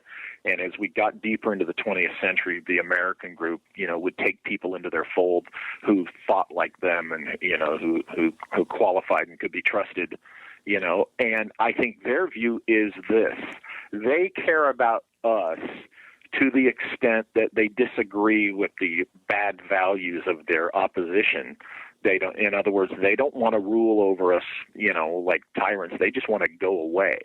So they care about us to the extent that basically, they don't think we should be, enslaved, but, and also to the extent that they don't like the other guys. But, admittedly, if they could just go away completely, hey, they did, their attitude is, in my opinion, they did it. They broke away, if you guys don't want to live under this totalitarian rule, you do something. But I think the reason the bad guys, the reason our world isn't worse, actually it could be a lot worse, folks, than it is, if the bad guys, so to speak, did not have opposition, okay? Right. They would just be openly. Yeah, they would just be openly ruling like tyrants, but they're not because they can't, because neither one of these groups are omnipotent. All it is they're just a little farther ahead than the civilization you and I live in daily. Okay, that's all it is. Where does the American group want to go to? Well, see, that's the question. Where did anyone, I mean, did they want to go off to some island somewhere in the middle of the ocean and have their little, James Bondian type of, Well, they already have that. I'm just assuming. Yeah. That. Well, then here's the thing. Where would you go if you had the technology to go? You'd go look at other worlds, right? I mean, I do kind of go there in the book. You have to, if you're dealing with flying things and this advanced technology, the minute you get the capability to try going out there, you're going to do it. I say in the book, I explore the possibility that they did do that. They long went before to Serpo. Apollo, so there you go. To answer that question, I'd say the obvious answer is, well, let's go check out the moon. Let's go check out Mars. Maybe, whatever. Your guess is as good as mine when you get to that point. Like I said, my book focuses on specifically that 19th century emergence and gets into a little bit into the 20th century, but I stop at, shortly before World War II. And this is just the beginning, neighbors. But let me tell you that we have a second radio show for you to check out. It's called After the Paracast. It's unstoppable, unpredictable. You can get that plus the ad-free version of this show. Our subscription rates are low for month-to-month, annual, 5-year, and lifetime. We give free ebooks for long-term subscriptions, too. To learn more and check out our simple sign-up instructions, just pay a visit to plus.theparacast.com. Once again, plus.theparacast.com. Now, let's break away for just a couple of minutes, and then we'll talk to Walter Bosley about those other people who had enough or are trying to control us. With Gene and Chris, you're in The Paracast.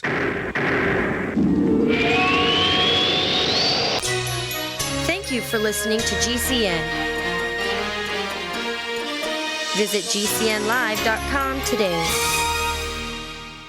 Graphic Converter is the image manipulation tool for the rest of us. It does not use any database. You get full control of all your files. Want to view the images of a folder? Drag it into Graphic Converter and a powerful browser opens up to show your image files. You could use it for slideshows. You could use it to import images from digital cameras or from scanners. Need to do some image editing? You can do that too in Graphic Converter. Also print catalogs. Convert from so many formats I can't even list them. Download now to see if Graphic Converter is good for you, like 1.5 million other users. Guess what? You could save money when you buy Graphic Converter. Use the coupon code NIGHTOWL. Use the coupon code NIGHTOWL to get a special price for Graphic Converter. Go to lemkesoft.com. That's LEMKE soft.com. lemkesoft.com. LEMKE soft.com. Hey, Berkey Guy here. Are you still drinking unfiltered tap water? Does your water contain chlorine or fluoride? Will you have drinkable water in an emergency? The Berkey Guy is here to help you remove these and other potential contaminants from your water, thus helping you drink clean, purified water. We offer Berkey water purification systems at the lowest available prices online. Don't go another moment without Berkey system. Over the last 10 years, we've helped thousands drink clean, purified water. Join them by visiting goberkey.com or call me, the Berkey Guy, at 877-886-3653. That's 877-886-3653.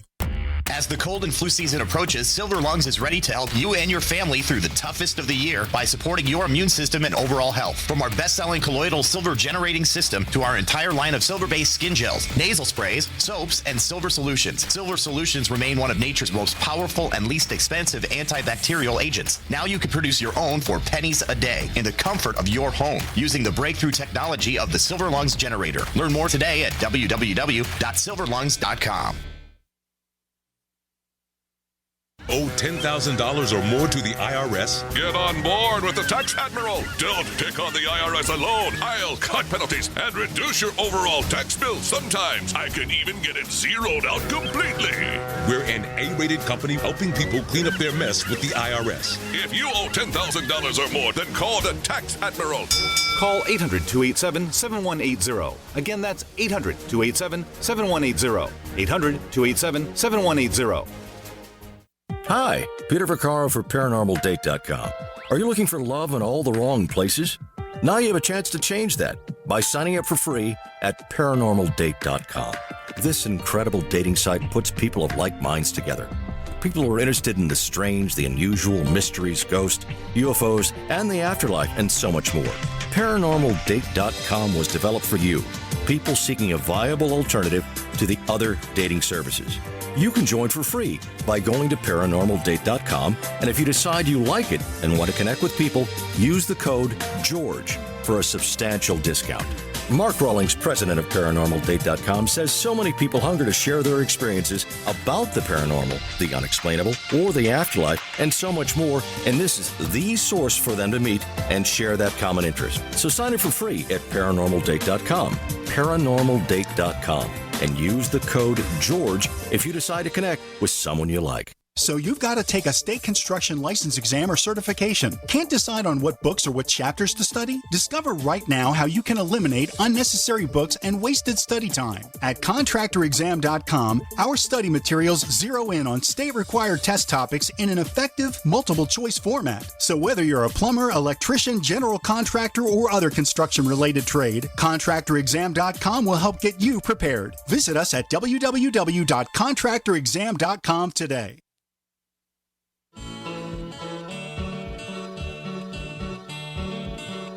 This is Micah Hanks of the Gray Alien Report, and you're listening to the Paracast, the gold standard of paranormal radio.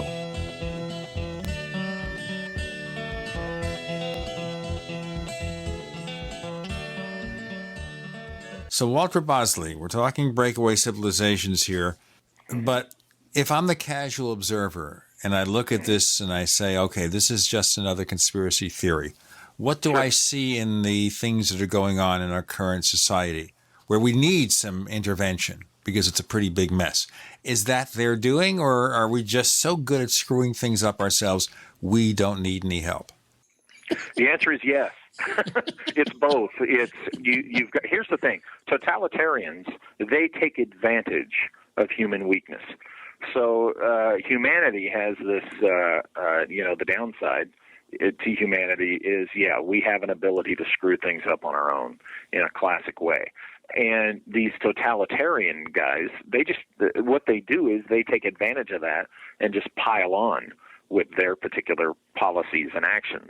So it's actually both. I mean, a lot of the stuff, for example, that's going on in American society right now is just from plain ridiculous ignorance and stupidity. People acting like, people acting like little kids, around the schoolyard. And there's nothing sinister in it other than, the extent of how dumb and immature people are. And how do you really feel about the American pubic?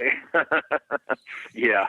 And then what happens is, any totalitarian element is going to see that, and they're going to seize on that, and they're just going to take advantage of it. It's, we're really making their job easier when we're so divisive and we nitpick over every little thing, Well, I think it's by design. I think divide and conquer, and I have real sense that there's a very effective dumbing down program that's been enacted for this for the West in general. Yeah, and see what you're describing there, that's part of what I'm saying. When they take advantage of the natural situation, it makes it easier for them to do these mind control things. It makes it easier for them to do these little influence tactics. See, that's what I mean by taking advantage of the natural state of chaos that has been created. And I in print, and other places, I've said that there are certain major events that I think were very likely done to get us to this state of divided chaos. Why don't you give us a list here? That's a good subject. 9/11 is probably the biggest one that I can point to. I'm of the school of thought that was a multi-leveled operation within an op kind of thing. I'm sorry. The idea that it was some evil scheme cooked up by Bush and Cheney, I have to keep from laughing because what 9/11 was much bigger than something those two guys could have or would have done. Okay, so let's set that aside. The one thing also to bear in mind here is that probably they were both too incompetent to have done any of this. They just took advantage of it or tried to. Well,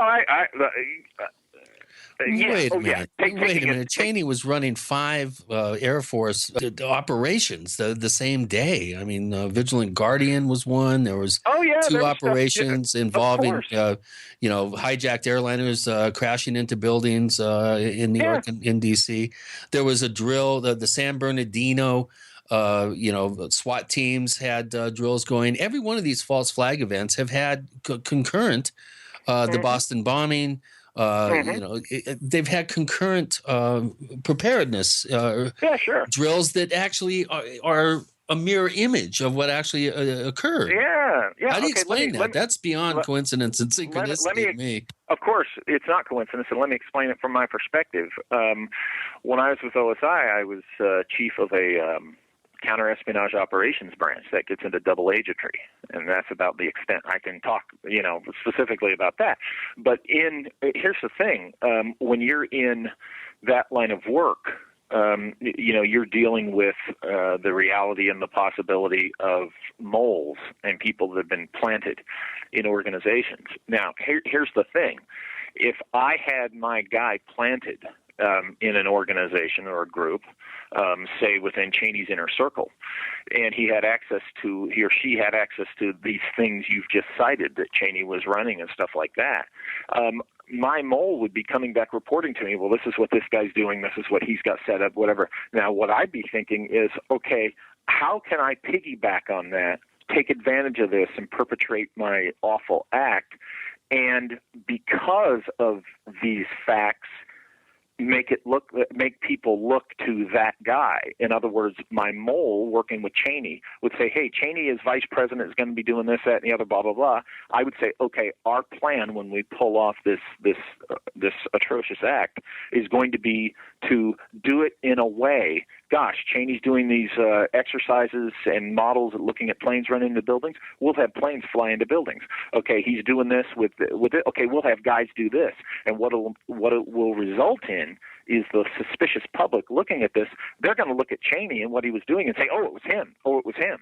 When actually it could very well have been somebody else who was aware of these exercises and these models and things like that and said, great, thanks for giving me the idea. Okay? It's like, for instance, I came on here a few minutes ago and I said, I'm worried about Disneyland because it'd be very easy to get in there. Well, it'd be like a terrorist listening to us and going and attacking Disneyland, and then somebody getting on here and say, it was Bosley, see, because he said he's worried about Disneyland getting attacked, and it happened. That's the same thing. Now, I'm not point well taken. Yeah, so, and this is what I'm talking about. It illustrates this op within an op within an op. Yeah, you're absolutely right. There were some scary things going on with our military and national security structure on that day. And I have long said and thought that, yes, totally, the perpetrators had moles. Here's the story that hasn't been told, that has not been told, is as a counter-espionage guy, I want to know who in these government agencies was feeding information as to this exercise, that drill, because they had to have had somebody inside there feeding the perpetrators on 9/11 this kind of information. They had to have. And it's probably a classified investigation that, the implications are which that 15, 14 years later, we haven't heard anything about this angle at all. We hear all the conspiracy theories about Bush and Cheney, but, Well, here's one for you. Seymour Stein, of course, who put a terrorism clause in his insurance policy shortly before the World Trade Centers were brought down, probably to eliminate them having to be taken down because of asbestos. That's my own personal feeling. Not to mention World Trade Center number 7, which 80% of the American population doesn't even know fell, 47-story building. But here's an interesting one. Seymour Stein just bought, I think, what was it, the Sears Tower in Chicago? Uh-oh. I would think if somebody is working in that building, I'd look for a new job. Attention on Mr. Stein, the one who famously was recorded saying, "Oh, you might as well pull it," talking about World Trade Center number 7, and I think less than an hour later, the building came down in its own footprint in 6 seconds. Yeah, yeah, Building 7. That's yeah. But mention that the 14th floor where the fire supposedly started was the second largest CIA outpost outside of Langley. It was the where the Securities and Exchange Commission the SEC criminal investigation files were kept, especially on Enron. Sure. And also Giuliani's emergency preparedness headquarters, his command bunker. I talk about synchronicity. So much multi-level activity with 9/11 that a bunch of people had some of their nefarious stuff covered by the destruction of certain material, and whatever point was trying to be made was made, and that's why I identify 9/11 as one of those events. I think it's possible to name another event. I think it's possible that the 1986 Challenger shuttle disaster was sabotage. For what purpose? Just to slow the U.S. down and to steal some of our prestige? Well, that was our first major in-flight space accident.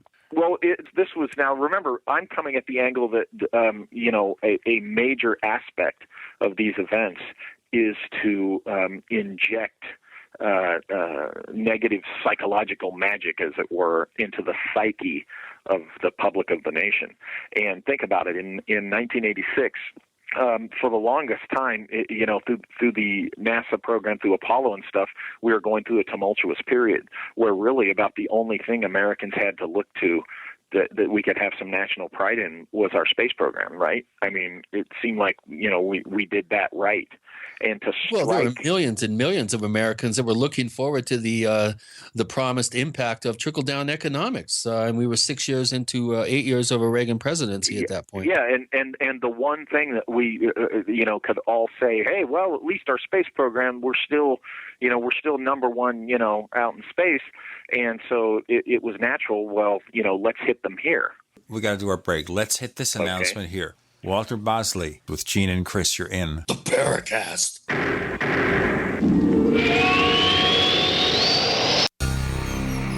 Thank you for listening to GCN. Visit GCNlive.com today. First came Attack of the Rockoids, and it was a critically acclaimed success. And now there's The Coming of the Protectors. A former military intelligence man is contacted by a space woman in a dream that turns out to be a nightmare because evil forces on our distant planet are planning to conquer the Earth. This is gripping science fiction of the classic kind. Attack of the Rockoids and The Coming of the Protectors. Find out more at rockoids.com. That's Rockoids, ROCKOIDS.com. So here's what happened. I was placing an order online. The site went down. It took hours before it returned, but I'd already placed the order with another company. If your site goes down, you could lose business. And if you have a business or personal site, you'll want to know it's easy to run and it will stay online. At iWeb, your site is hosted on one of the most reliable networks in the world. Talk to a sales rep at iWeb.com. Use the promo code TechNightOwl for a special discount. My name is Bill Bonner, and I have an important message. Right now, the highest levels of government are struggling against an inevitable crisis, but they're about to lose control. When this happens, it will rip our country apart in ways you never imagined, from where we shop to the family you want to protect. Look, I've made predictions like this before. A few years ago, I warned that the housing prices would collapse. Before that, I warned that .com companies would crash, and they did. Those who listened had a chance to save themselves, but this has nothing to do with the stock market. This will affect us all. I've posted a free video at disappearingdollar.com. Maybe you'll disagree with my conclusions, but first you need to watch this video and see the facts for yourself. You can watch the video for free right now by going to disappearingdollar.com. Again, that's disappearingdollar.com.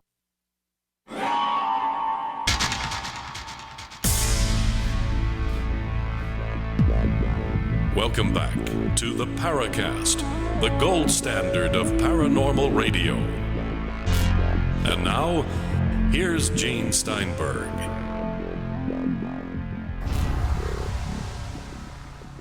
Oh, boy. What can I say? Okay, so was the assassination of John Lennon also due to a Breakaway Civilizations action because he had such an influence on our society? I've not really looked at Lennon's assassination that closely. I do think there's strangeness with it. Don't get me wrong. I don't disagree. You want to hear the strangest thing? What's that?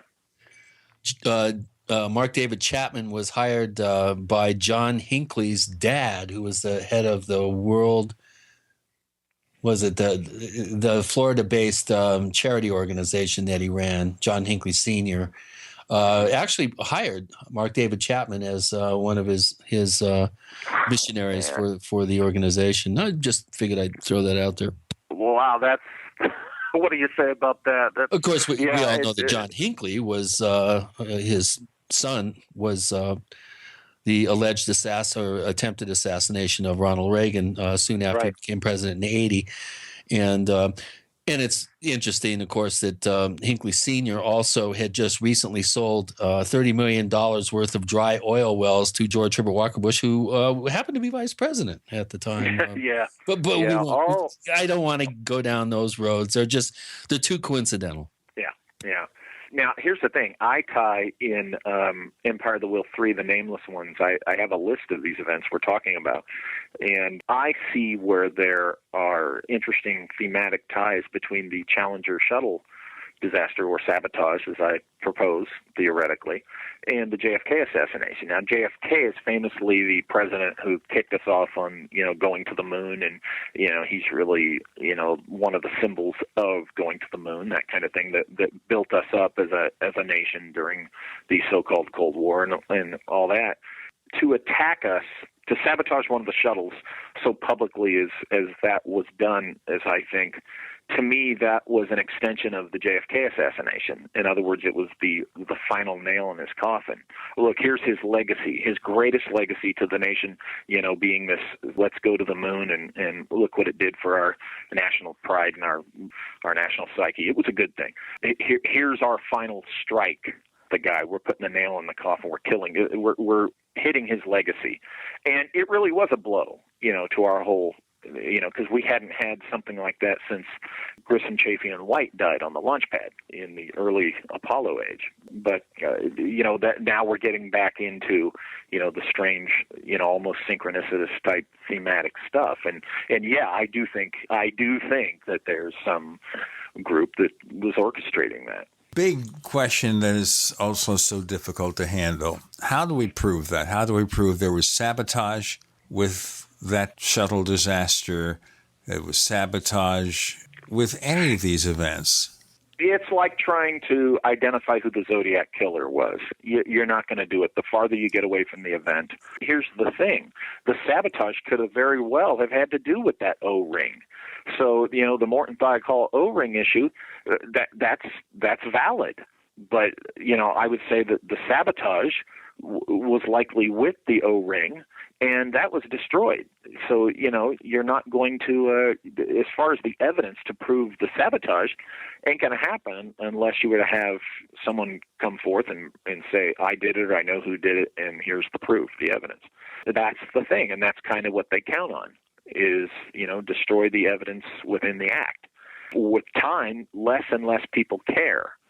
It gets harder and harder to prove these things. So they have that on their side. Well, yeah, I see the rationale there.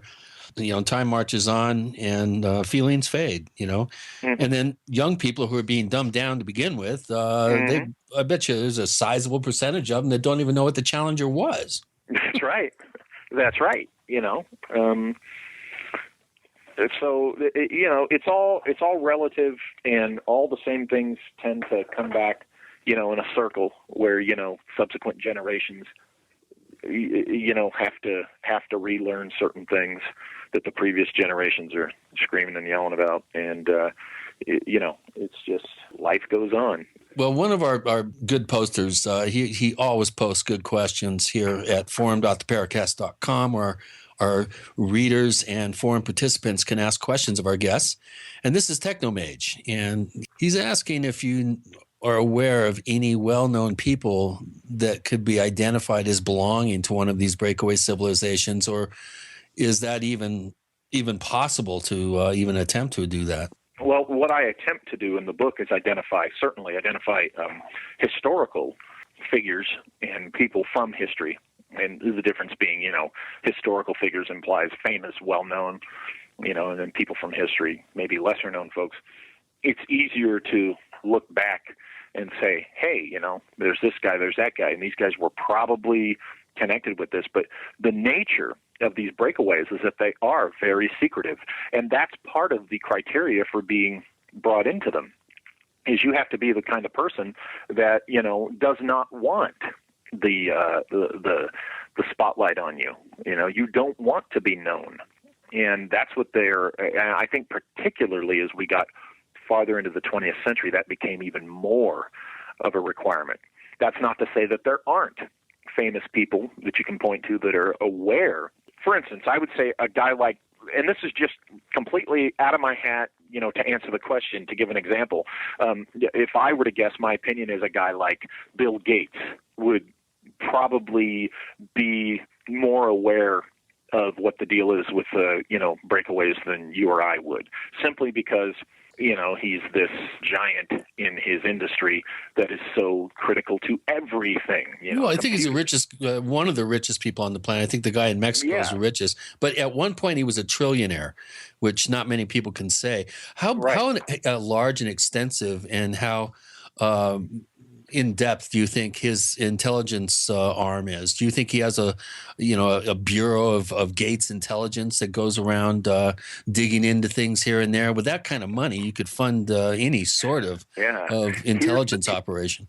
Here's the thing. The fact that you and I both know, that all of us know, that he could have that implies that it's likely he has something like that to some degree.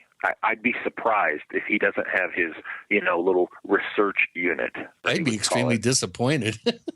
Yeah, come on. If I had his resources, I'd have a whole team of people swarming over all these issues that I'd want to know more about, the kind of things where we three and your listeners are interested in. And if I had his resources, I'd be out there with my guys crawling all over these ancient sites and, these sites where, strange things happen, like in your neck of the woods. I mean, kind of like what's his name, was supposedly going to do with the Skywalker Ranch. He had the resources, going to do all this Skinwalker, stuff. Well, yeah, Robert Bigelow. Skinwalker, yeah, I'm sorry. And Lawrence Rockefeller. I mean, I had the kind of just weird misfortune to spend 2 days with him and really picked his brain on all kinds of subjects, including the idea of I didn't call it a breakaway civilization. The term really hadn't been coined yet, but I talked to him about, the cabal, the ruling cabal, and any sort of secret arrangements that they have to run things on the planet. And of course, his answer he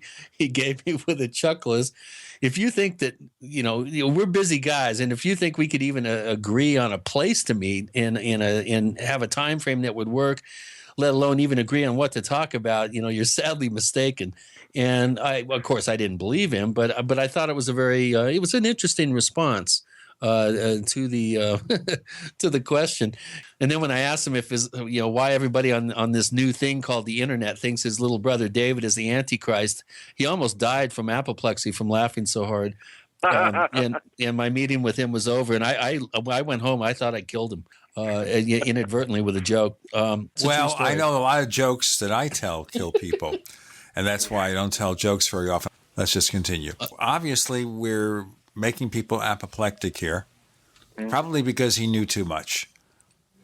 We've got Walter Bosley talking about breakaway civilizations with 3 more segments. Let me tell you that we have a second radio show for you to check out. It's called After the Paracast.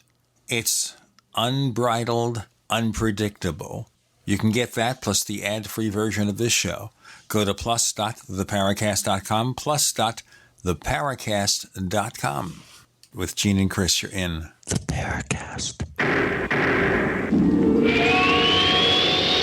Neighbors, are you tired of dealing with a slow web hosting provider? Well, check out A2 Hosting and their screaming fast Swift server platform. They even have SSDs that load pages 300% faster than the competition. Ready to give your site a speed boost? Well, tell you what, neighbors, head on over to a2hosting.com That's A2, that's number 2, A2hosting.com. Check out their Prime hosting account. And get this, neighbors, they're even giving you an exclusive 25% off discount for all our listeners. 25%. And remember, their Guru Crew support team is standing by 24/7, 365 days a year to answer any of your questions. Now, to get the discount, use the coupon code GENE when you check out. What would your life be like if you woke up each morning with new vitality, feeling better than you have in years, and you noticed a difference in your sleeping patterns, blood sugar levels, and had a sense of well-being overall? There's something that is changing thousands of people's lives, and you could be one of them. It's called Heart and Body Extract. Sharon Harris, co-creator of Heart and Body Extract, talks about the positive effects of Heart and Body Extract. What happens with the formula Heart and Body Extract is it's giving the body the necessary vitamins, minerals, amino acids, enzymes, and phytonutrients so the body will heal itself. And yes, the body does have the ability to balance blood pressure, balance cholesterol, clean and unclog the arteries. It can also work on balancing the circulation for diabetics. So the body is an amazing thing. It simply needs some help so it has the tools to heal itself. Heart and Body Extract gets results. To order your 2-month supply, call now, toll free at 866-295-5305. Order online at hbextract.com.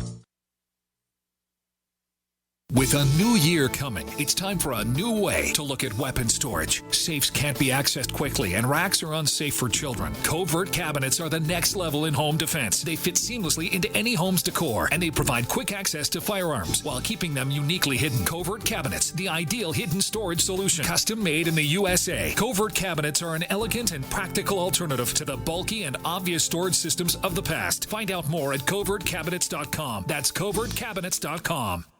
Don't complain about your cable bill going up and up and up. Do something about it. Grab a pencil and jot down this special number, 1-855-905-MY-TV. The more cable TV rates go up, the better digital satellite TV looks. Say goodbye to the cable guy and get more of your favorite channels in 100% digital quality for less money. Call 1-855-905-MY-TV. Sign up for packages starting as low as $19.99, and there's no equipment to buy. You get free HD TV upgrade, a free DVR upgrade, and free professional installation. You control what you watch when you watch it. Record your favorite shows, pause and rewind live TV, even skip the commercials. Watch local channels too. At just $19.99, what are you waiting for? Pull out your major credit or debit card. Call 1-855-905-MY-TV. 1-855-905-MY-TV. Say goodbye to the cable guy. Cut costs and get more. 1-855-905-MY-TV. 1-855-905-MY-TV.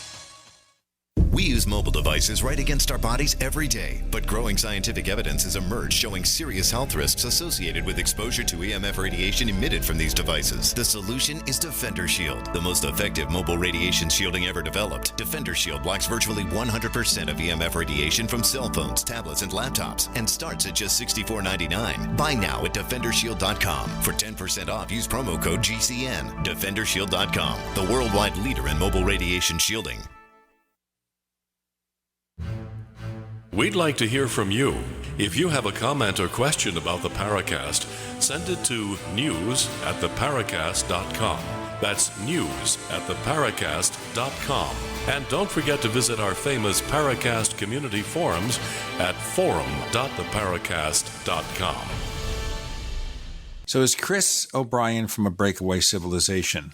Walter Bosley, what is the end game here? What's really going on? What is the goal of this breakaway civilization, both of them? What are their goals? Is it really and truly to take us over? This would be the great time to do it. Sure, and we might very well be in the era where that's being, they're working towards that. We've already been taken over by ourselves, by our ignorance and stupidity. I mean, it's yeah. Well, to but me, now it's a no-brainer. An organization wants to come in as the property managers, so to speak. Here's the thing: both groups want the same thing. They want a world created in their vision that as they see fit. Now, one of them just wants to go somewhere else to do it, I think. The other one, in my opinion, just wants to make this world molded within their vision for their own benefit now. These are the guys who, see us as the useless, what do they say, the useless eaters or whatever, and the so-called slave labor for their world, to put it dramatically. And these are the ones who are pushing globalism. These are the ones who, are pushing whatever corrals us into just going along to get along. And I know that sounds the opposite of us complaining about how everything's divisive. That's another discussion. In their pursuit for a very similar thing, they're going about it in very different ways, and one of those is bad for us. And it just comes down to the age-old, they want to rule the world. They want to rule their own world, and it's the oldest story. That's really what it is. They want to rule their own world. They want to set themselves up as gods of their own realm. It looks to me like it wouldn't be too hard, though. Well, think about it. What is it that said, was it Asimov or whoever, or Clark, that said any sufficient technology would be like magic? Traditionally, what do the gods have at their beck and call, at their fingertips? Magic, so to speak. Whether it's technology or real hocus pocus, kind of doesn't matter as long as you've got it. And, so in a sense, that's what these guys are hoping to do with this advanced technology, is to make themselves gods. This leads us into the whole discussion on transhumanism and what the real goal is there. And that leads back to Chris's comment about, well, why don't they do something with medical technology where they can live forever? Well, my friend, through transhumanism, that's exactly what they're pursuing. It's the ultimate. The idea is to transfer the human consciousness and awareness from one body to the next. Ooh. Man, could you imagine Dick Cheney being put into a robot or some young kid? Oh, my God. There's worse guys than him. But that's the thing, is you don't need to make your body live forever and ever. You just use a body for its natural span, and then you move into another body. And I'm not the only one. This idea isn't original with me, but that's my understanding from talking with, people that have really delved into this and pointed things out that, that's why they're pursuing transhumanist technologies. That's truly frightening. I mean, evil incarnate for literally potentially forever is too much for my poor feeble brain to handle. Well, you got to remember this. It's not just the evil guys who are likely pursuing this and taking advantage of it. There's probably what we'd call good guys out there that are also pursuing this too. Here's the thing.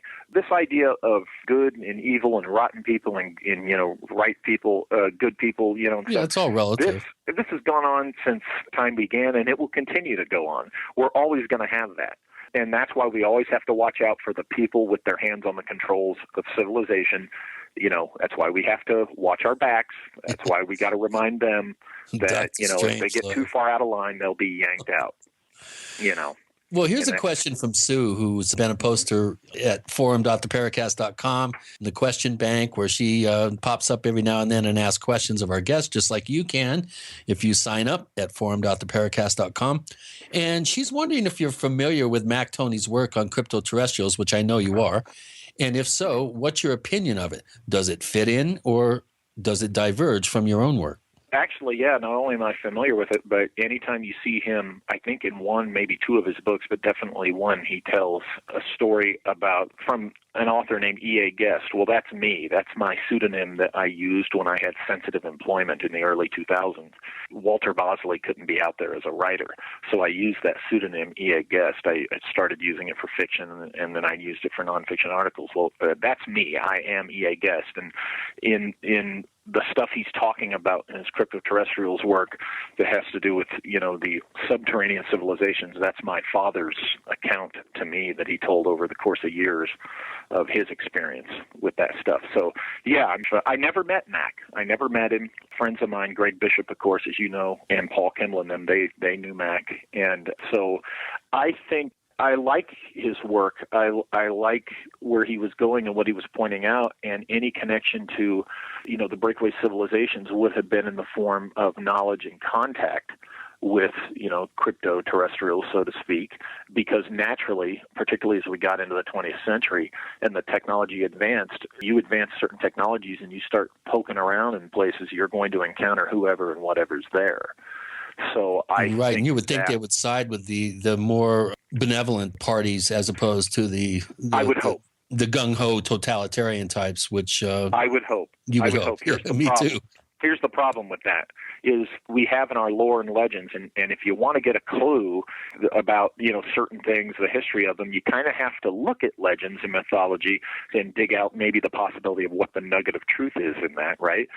Or that grain of sand that, grew into the pearl that we end up with, whether it's pearl of wisdom or nonsense. Here's the thing.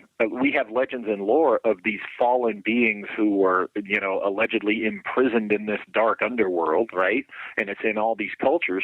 Well, here's the thing. There might be, say, for instance, crypto-terrestrials who are, in a subterranean world that aren't nice guys, that actually would look at this breakaway, this dark breakaway, and say, yeah, you guys, you're right in line with our thinking, and, would do anything they could within their power to assist these totalitarian guys. So that's the thing. I'm not one who says just because I don't think all the crypto-terrestrials or the extraterrestrials are there's a lot of people who think they're all good.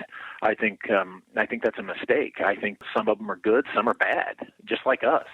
I would think that they've been fairly laissez-faire. They've kept their hands, at least, in outward appearance. They've really kept a low profile and have not really become involved, unless they're the ones doing the abductions and creating hybrids to come to David Jacobs' house and give him nightmares. Well, here's the thing. I think some of them are doing bad things. Some of them, probably want nothing to do with us, not in an evil sense, but yeah, they just want to do their own thing, and like the one breakaway. And maybe some of them, are willing to help us. That's the thing, is they have, I think, in the end, you can find as much moral or ethical diversity of intention between crypto-terrestrials, extraterrestrials, interdimensionals, or whatever, as you can humanity. As above, so below. Yeah, and some people point to, well, any civilization that has advanced their technology to travel the stars must have conquered, belligerents and baloney. I mean, look at our technological advances that were done to make war. No more wars. Never going to happen. Yeah, right. In a perfect world. With Gene and Chris, you're in the Paracast.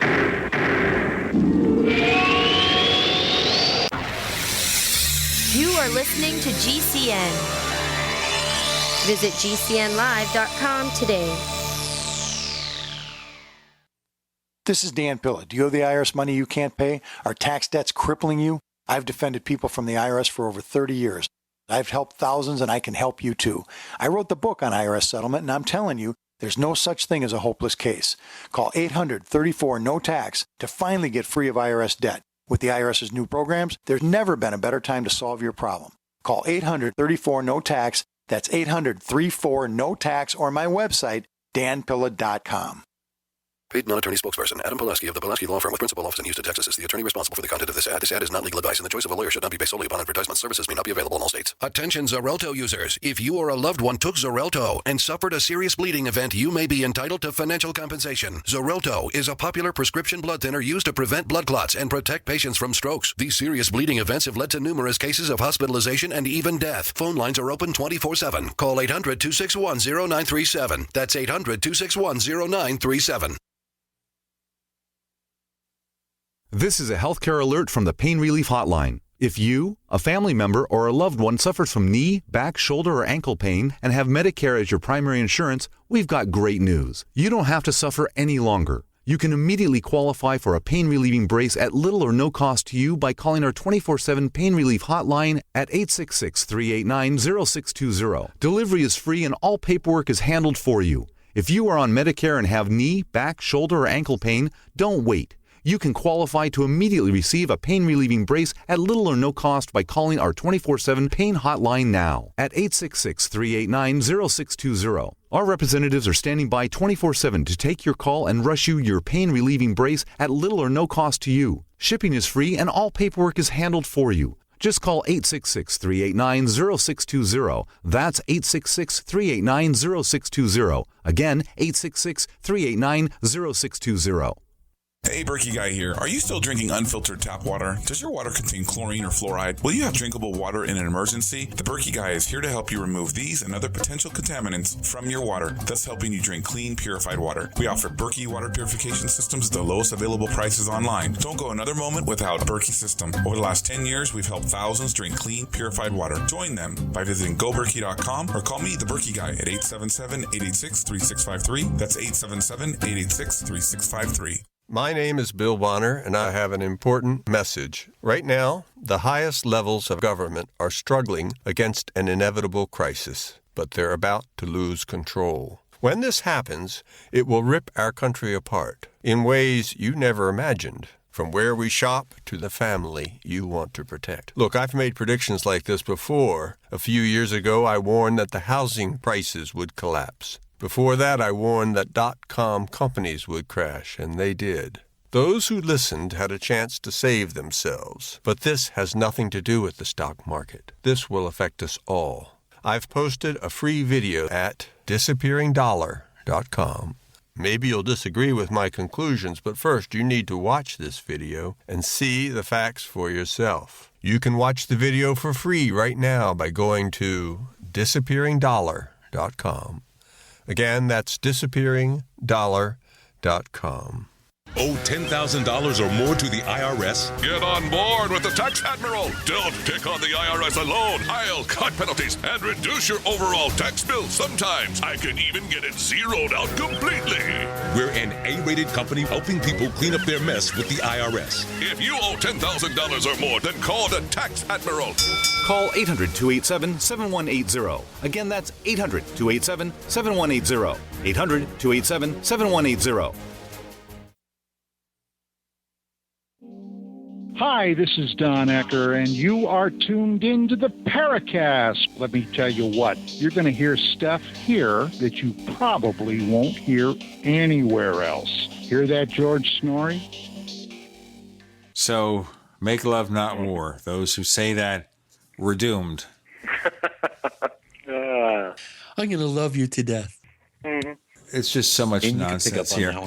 I'll tell you what, the way things are going now, you have to think that those who want to take us over, they are succeeding beyond their wildest dreams. They just have to sit back and let it happen. Yeah, right now it sure does seem like that. I would agree. I mean, who would want to take over this dysfunctional, misogynist, primitive, violent place? I think that we're the virus and that they're interested in the biodiversity and the wonderful, quality of millions of species in the life of this wonderful giant terrarium, That's the thing. On our level, all this dysfunction, that's on our level. On their level, they live at a different level. They don't deal with those things because in their little world, those things are significantly reduced, if not suppressed. So they don't have to worry about it. Chris, how are we doing from the question department? We're pretty much done with the questions. All right. There's one here from Shadow Gov on a scale of 1 to 10. Where is 1? Is the secret space programs, and 10 is an ascension-style breakaway civilization. Where do you think we are today? I'm really not sure what that question means, but yeah, is that like what do they mean by ascension? Like ascended masters, spiritual thing, or is that a reference? I think he's talking about the miniseries Ascension, which is a generational ship that was sent off into space allegedly, but it really wasn't. It was a giant societal experiment, and the people aboard think that they're in space, and they're really not. If that's a show that I'm thinking of, I think where we're at is.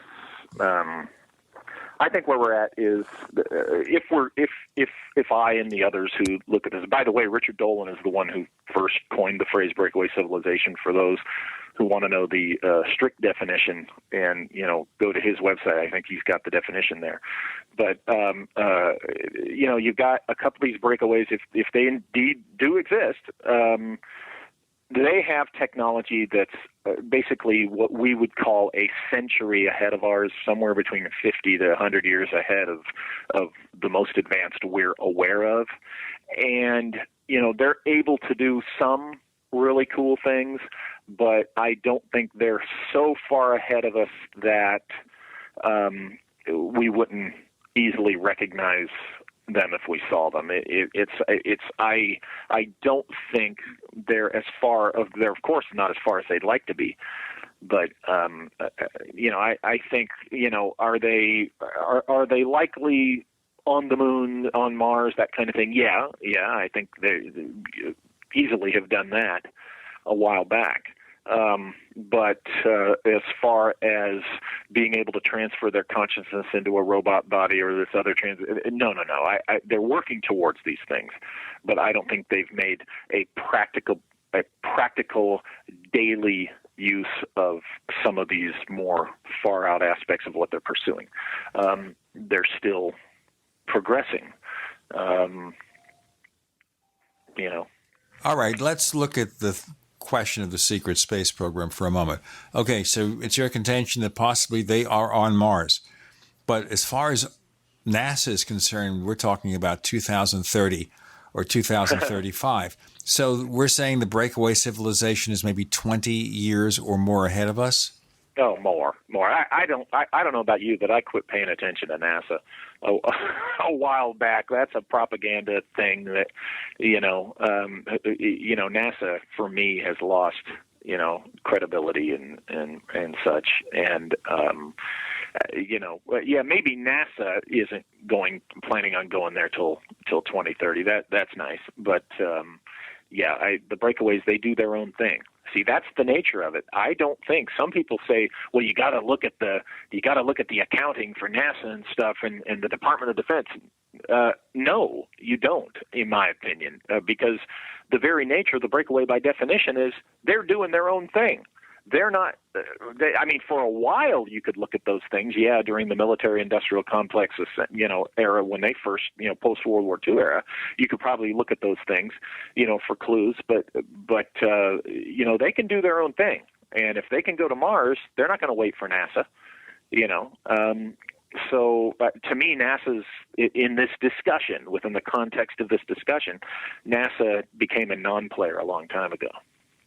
Well, do you think the fact that NASA has not gone back to the moon may be due to being warned off by the breakaway civilization that's already busily mining helium-3 and other minerals and resources from the moon? I mean, if pure not conjecture. If not warned off, I'd say there's just an agreement there. Okay, we have no reason to, it's like, hey, these guys, they're doing their thing up there. Anything you would do, and we'll give you the data. I think there's probably data sharing, to the extent that it's determined NASA needs, for what they do legitimately. I'd say there's data sharing. It's not some evil, nefarious thing. It's just, hey, this particular thing will provide you with the info and material that you need from this, but we're doing it. Well, to the average person, that's still kind of a little bit outside the, the realm of disbelief. But it would make a lot more sense than aliens being up there and scaring us off or something. Yeah, and that's the thing. You bring up the average person, and not to be disrespectful to anybody, but here's the thing I've noticed, particularly since I've been writing in this world of stuff like we talk about, is the average person will say, "Oh, that's ridiculous," but then you hear what they don't think is ridiculous and what they do believe in, and you have to say, well, "Okay, so I'm going to take your criticism with a grain of salt, regular guy," because But and that's the thing. They take advantage of the average person and conventional wisdom. And they say, well, hey, the beauty is the average person isn't going to buy that we're up here anyway. This is great. And again, that's part of the look at the natural course of things, look at natural human behavior, and, cloak yourself in the weaknesses and fallacies of that natural human behavior. They can almost hide in plain sight because there's enough average guys out there that just refuse, who choose not to believe something or even consider something. You look at some of the polls that have been conducted, Walter, of different belief systems. Uh-huh. and I won't mention too many things except, was the President of the United States born in America? And one political party, I think, half doesn't believe that. Now, how could you actually believe that? You can say anything you want about this guy. You can say he's a corporate tool, he's the worst president ever. Mm-hmm. Well, wait a minute. The day that Hawaii released his birth certificate, I downloaded it and found out that it was a layered Photoshop document, and the important lines that on the birth certificate appeared to have been manipulated. And then an hour later, it was they flattened the image, and there was no longer a layered version. But it was obvious to me. I mean, talk about I don't know. But ugly stupid, I think, would be the only thing I could think of to put a layered Photoshop document in a press release. Of course, it may also be that the process of scanning created the layers. I'm not going to say. I'm just going to suggest that, if this guy didn't get elected president, we would have had maybe Hillary Clinton as president. And in that particular case, would things have been all that different? Probably not. Go check plus.theparacast.com, plus.theparacast.com to learn about our second radio show after the Paracast, the ad-free version of this show with more features being added. We want you to subscribe before Christmas. How about that? That's a goal. Go to plus.theparacast.com. One more segment with Walter Bosley, How Time Flies. With Gene and Chris, you're in the Paracast.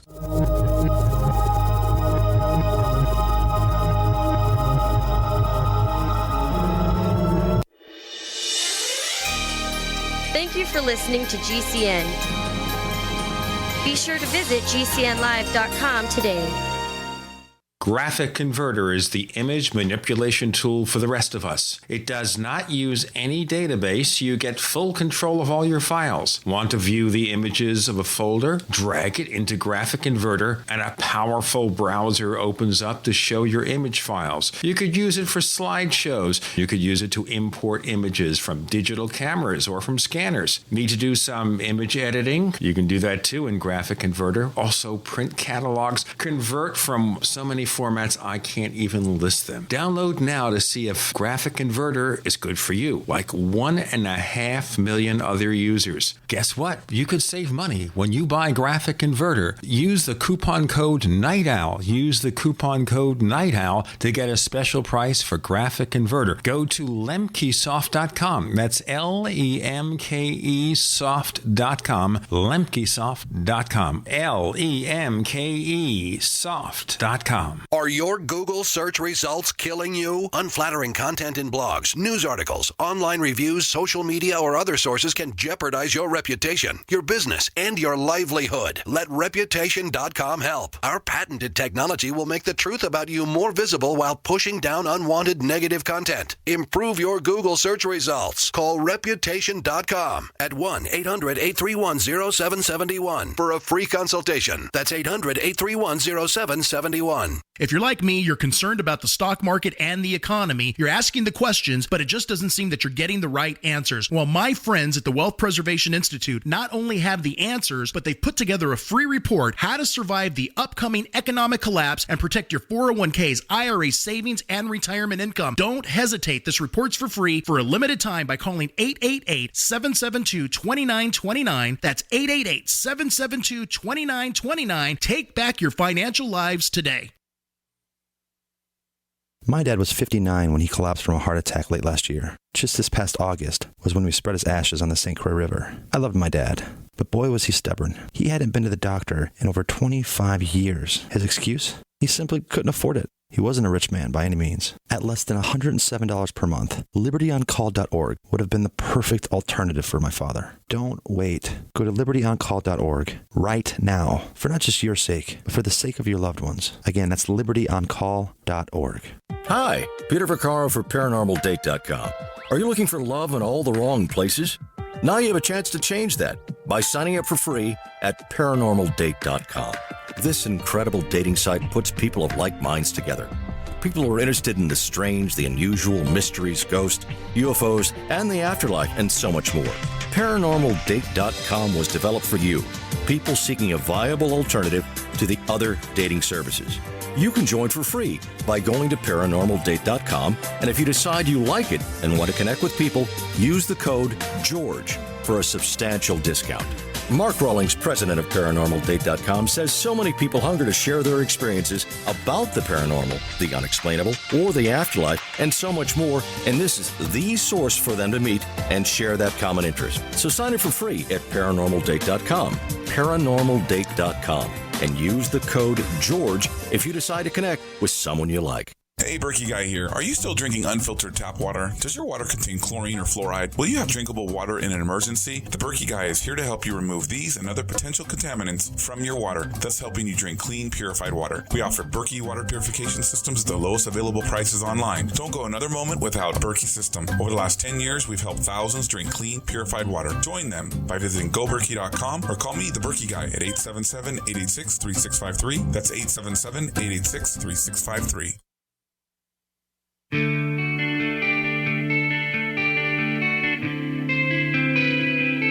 This is Jerome Clark, author of the UFO Encyclopedia and other books. You're listening to the Paracast.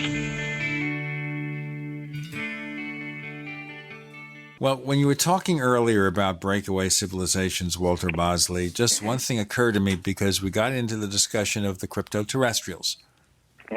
The book written by the late Mac Tonys, who was on the show a few times. You can check it in the archives. We've got all the shows up there still. I thought, okay, Deros and Tyros.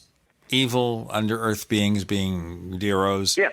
The nice guys being Tyros. Now, obviously, we trace that back to the works of Richard Shaver and Ray Palmer. Right. But doesn't that go back to older writings that may have something to do with the breakaway civilizations?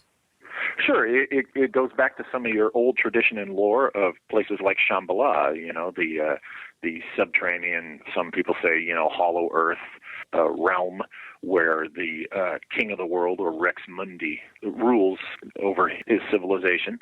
And, it's connected to, the idea that part of that whole lore is that he and his army will emerge to lead or take over the world. There will be this big conflict, blah blah blah. But they're there, and they influence us, and how the masters of Shambhala, so to speak, have influenced like the ancient Tibetans and such, and that there's these tunnels that connect to their subterranean world, leading from Tibet and South America. Yeah, this stuff's been out there, for a long time, and it's probably where Shaver, what Shaver was influenced by. If he didn't actually encounter some of what he said, I leave it to the individual to decide for themselves. And yeah, I know there's people out there who hate that too, but I never tell people what to think, or believe. I say, hey, decide for yourself. But there's legends all over the world. You have the moon-faced, white-skinned moon-faced people, chased underground by the Cherokee. You could go down the list, continent by continent, of all the myths and legends that talk about an advanced form of human or humanoid that has been chased underground by encroaching Aboriginal peoples.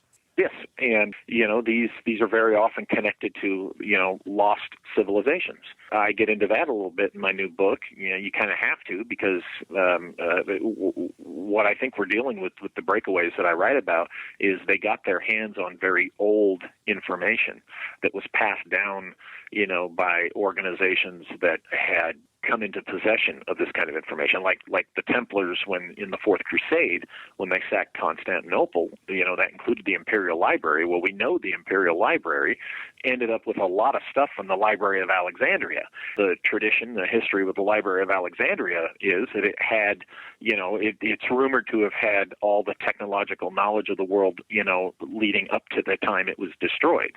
The library was destroyed. That we lost a lot of stuff, and really the Renaissance, our Renaissance era, was kind of the rediscovery, by definition, of some of the things that had been known thousands of years ago. This is the theory I subscribe to. That is connected with these stories of these hidden races, lost civilizations in the underground and such. It's all connected. And therefore it connects, as I'm arguing, these breakaways drew some of their knowledge from this lost technology of forgotten civilizations, then at some point, they were possibly dealing with representatives of said civilizations. And there we venture into an area where, there's people out there that just don't want to go there. They don't want to hear this. It's all nonsense to them. Okay, so is it either ancient civilizations or interactions with E.T., ancient astronauts, or a combination of both? Okay. Oh, yeah, I forgot. We're all about aliens. It must be aliens. Okay, here's the thing. The farther you go back, and my book goes into this in the very beginning, the farther you go back, okay, what's available in the lore, you cannot help but find an extraterrestrial connection, and I say extraterrestrial with a small e, because these very human beings that came down and set themselves up as gods, they're very often described as coming from the sky, okay? So by default, they are extraterrestrial. And this influence, and yeah, they brought technology with them. We know I get into the story of the fallen angels and the specific technologies they taught humanity, okay? So by default, there is an extraterrestrial connection way back. Assumption. Yeah, but at some point early on, humanity, armed with this new knowledge, they kind of started doing their own thing and took over the development, so that effectively for our times, okay, it's really the result of ancient human knowledge, not reverse engineering of some alien thing that crashed, in the 40s.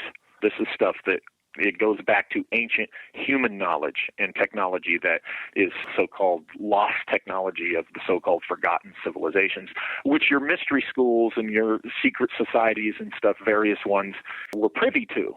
Not just what people think are nefarious, the secret societies, but, the guys who founded the Royal Society were not the technician scientists who run it today. The technician scientists who took over the Royal Society did that in 1830. Prior to that, these guys were all philosopher scientists. As Isaac Newton was every bit as much an alchemist as he was an astronomer. Okay, he spent more time on alchemy than he did on, Newtonian. Yeah, and Sir Robert Moray, who founded the Royal Society, all the guys he founded it with, most of these guys were Freemasons, and if you weren't a Freemason back then when they founded it, they went ahead and brought you into a lodge because they were operating with what the Freemasons of the time knew about the lost ancient technology. Because remember, the Templars ended up in Scotland, okay, where modern Freemasonry began, and that's where Moray was from. Okay, and the Templars in the Fourth Crusade, going back to sacking Constantinople, they got their hands on this lost ancient knowledge that had survived the destruction of the Library of Alexandria. By Christians. Yes, by Christians, and there were various sackings of Library of Alexandria. There were three, but who's counting? Yeah, and all of them got in on the act. All the ignorant morons got in on the act. But the thing is, the Templars came away.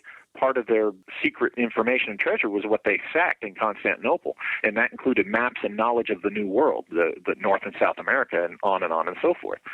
So, you had groups like the inner core of the Royal Society in pre-1830, before the bean-counting weenies took over, because they hated the alchemists, basically because the alchemists knew a lot more than they ever would. But that's another story, and not like I have an opinion on that or anything. These kind of groups, they had access to this stuff, and there is a Freemasonic thread running through the Delshau Sonora Aero Club and in the airship material. Yeah. So there you go. If you can show a connection to the secret societies and such, and you can say that the secret societies had possession of this ancient lost technology, and then here it starts popping up in the airship mysteries of the 19th century, on and so forth, you see that there's a human thread, not an ET thread. And I know that's going to make me not very popular with some people, but oh well. Tough. I'm already there. Hey, we got to wrap it up here, Walter. Okay. All right. Tell our listeners, please, where they can find more of the stuff that you do. More of my stuff can be found at Amazon.com on Kindle. Just look up Empire of the Wheel or Secret Missions. Just look up my name. And also, if you prefer printed, at Lulu.com, Lulu.com. Just look up my name. You'll see my books. Oh, my blog, empireofthewheel.blogspot.com. And you'll see that sometimes I have a bunch of posts. Sometimes I go a few weeks without a post, but it is active. And when you click on Walter Bosley's name on the Paracast.com, you go to his blog. We take you there directly. You can find us on Twitter, where we're known as the Paracast. Look for the Paracast on Twitter. Look for 2 Paracast fan clubs on Facebook. How about them apples? We also have another radio show. It's called After the Paracast. It's part of our premium package called the Paracast Plus. Includes the ad-free version of this show.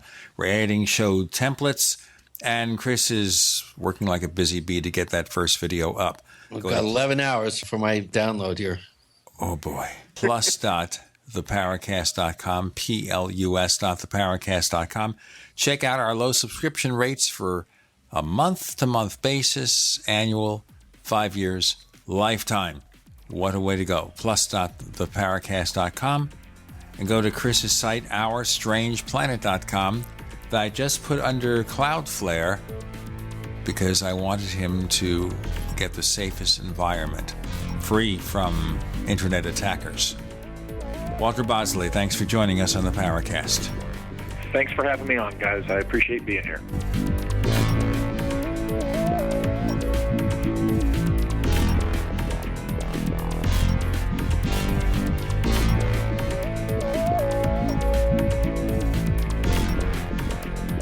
The Paracast, featuring Gene Steinberg and Christopher O'Brien, is a copyrighted presentation of Making the Impossible, Incorporated. Tune in next week for a new adventure in The Paracast.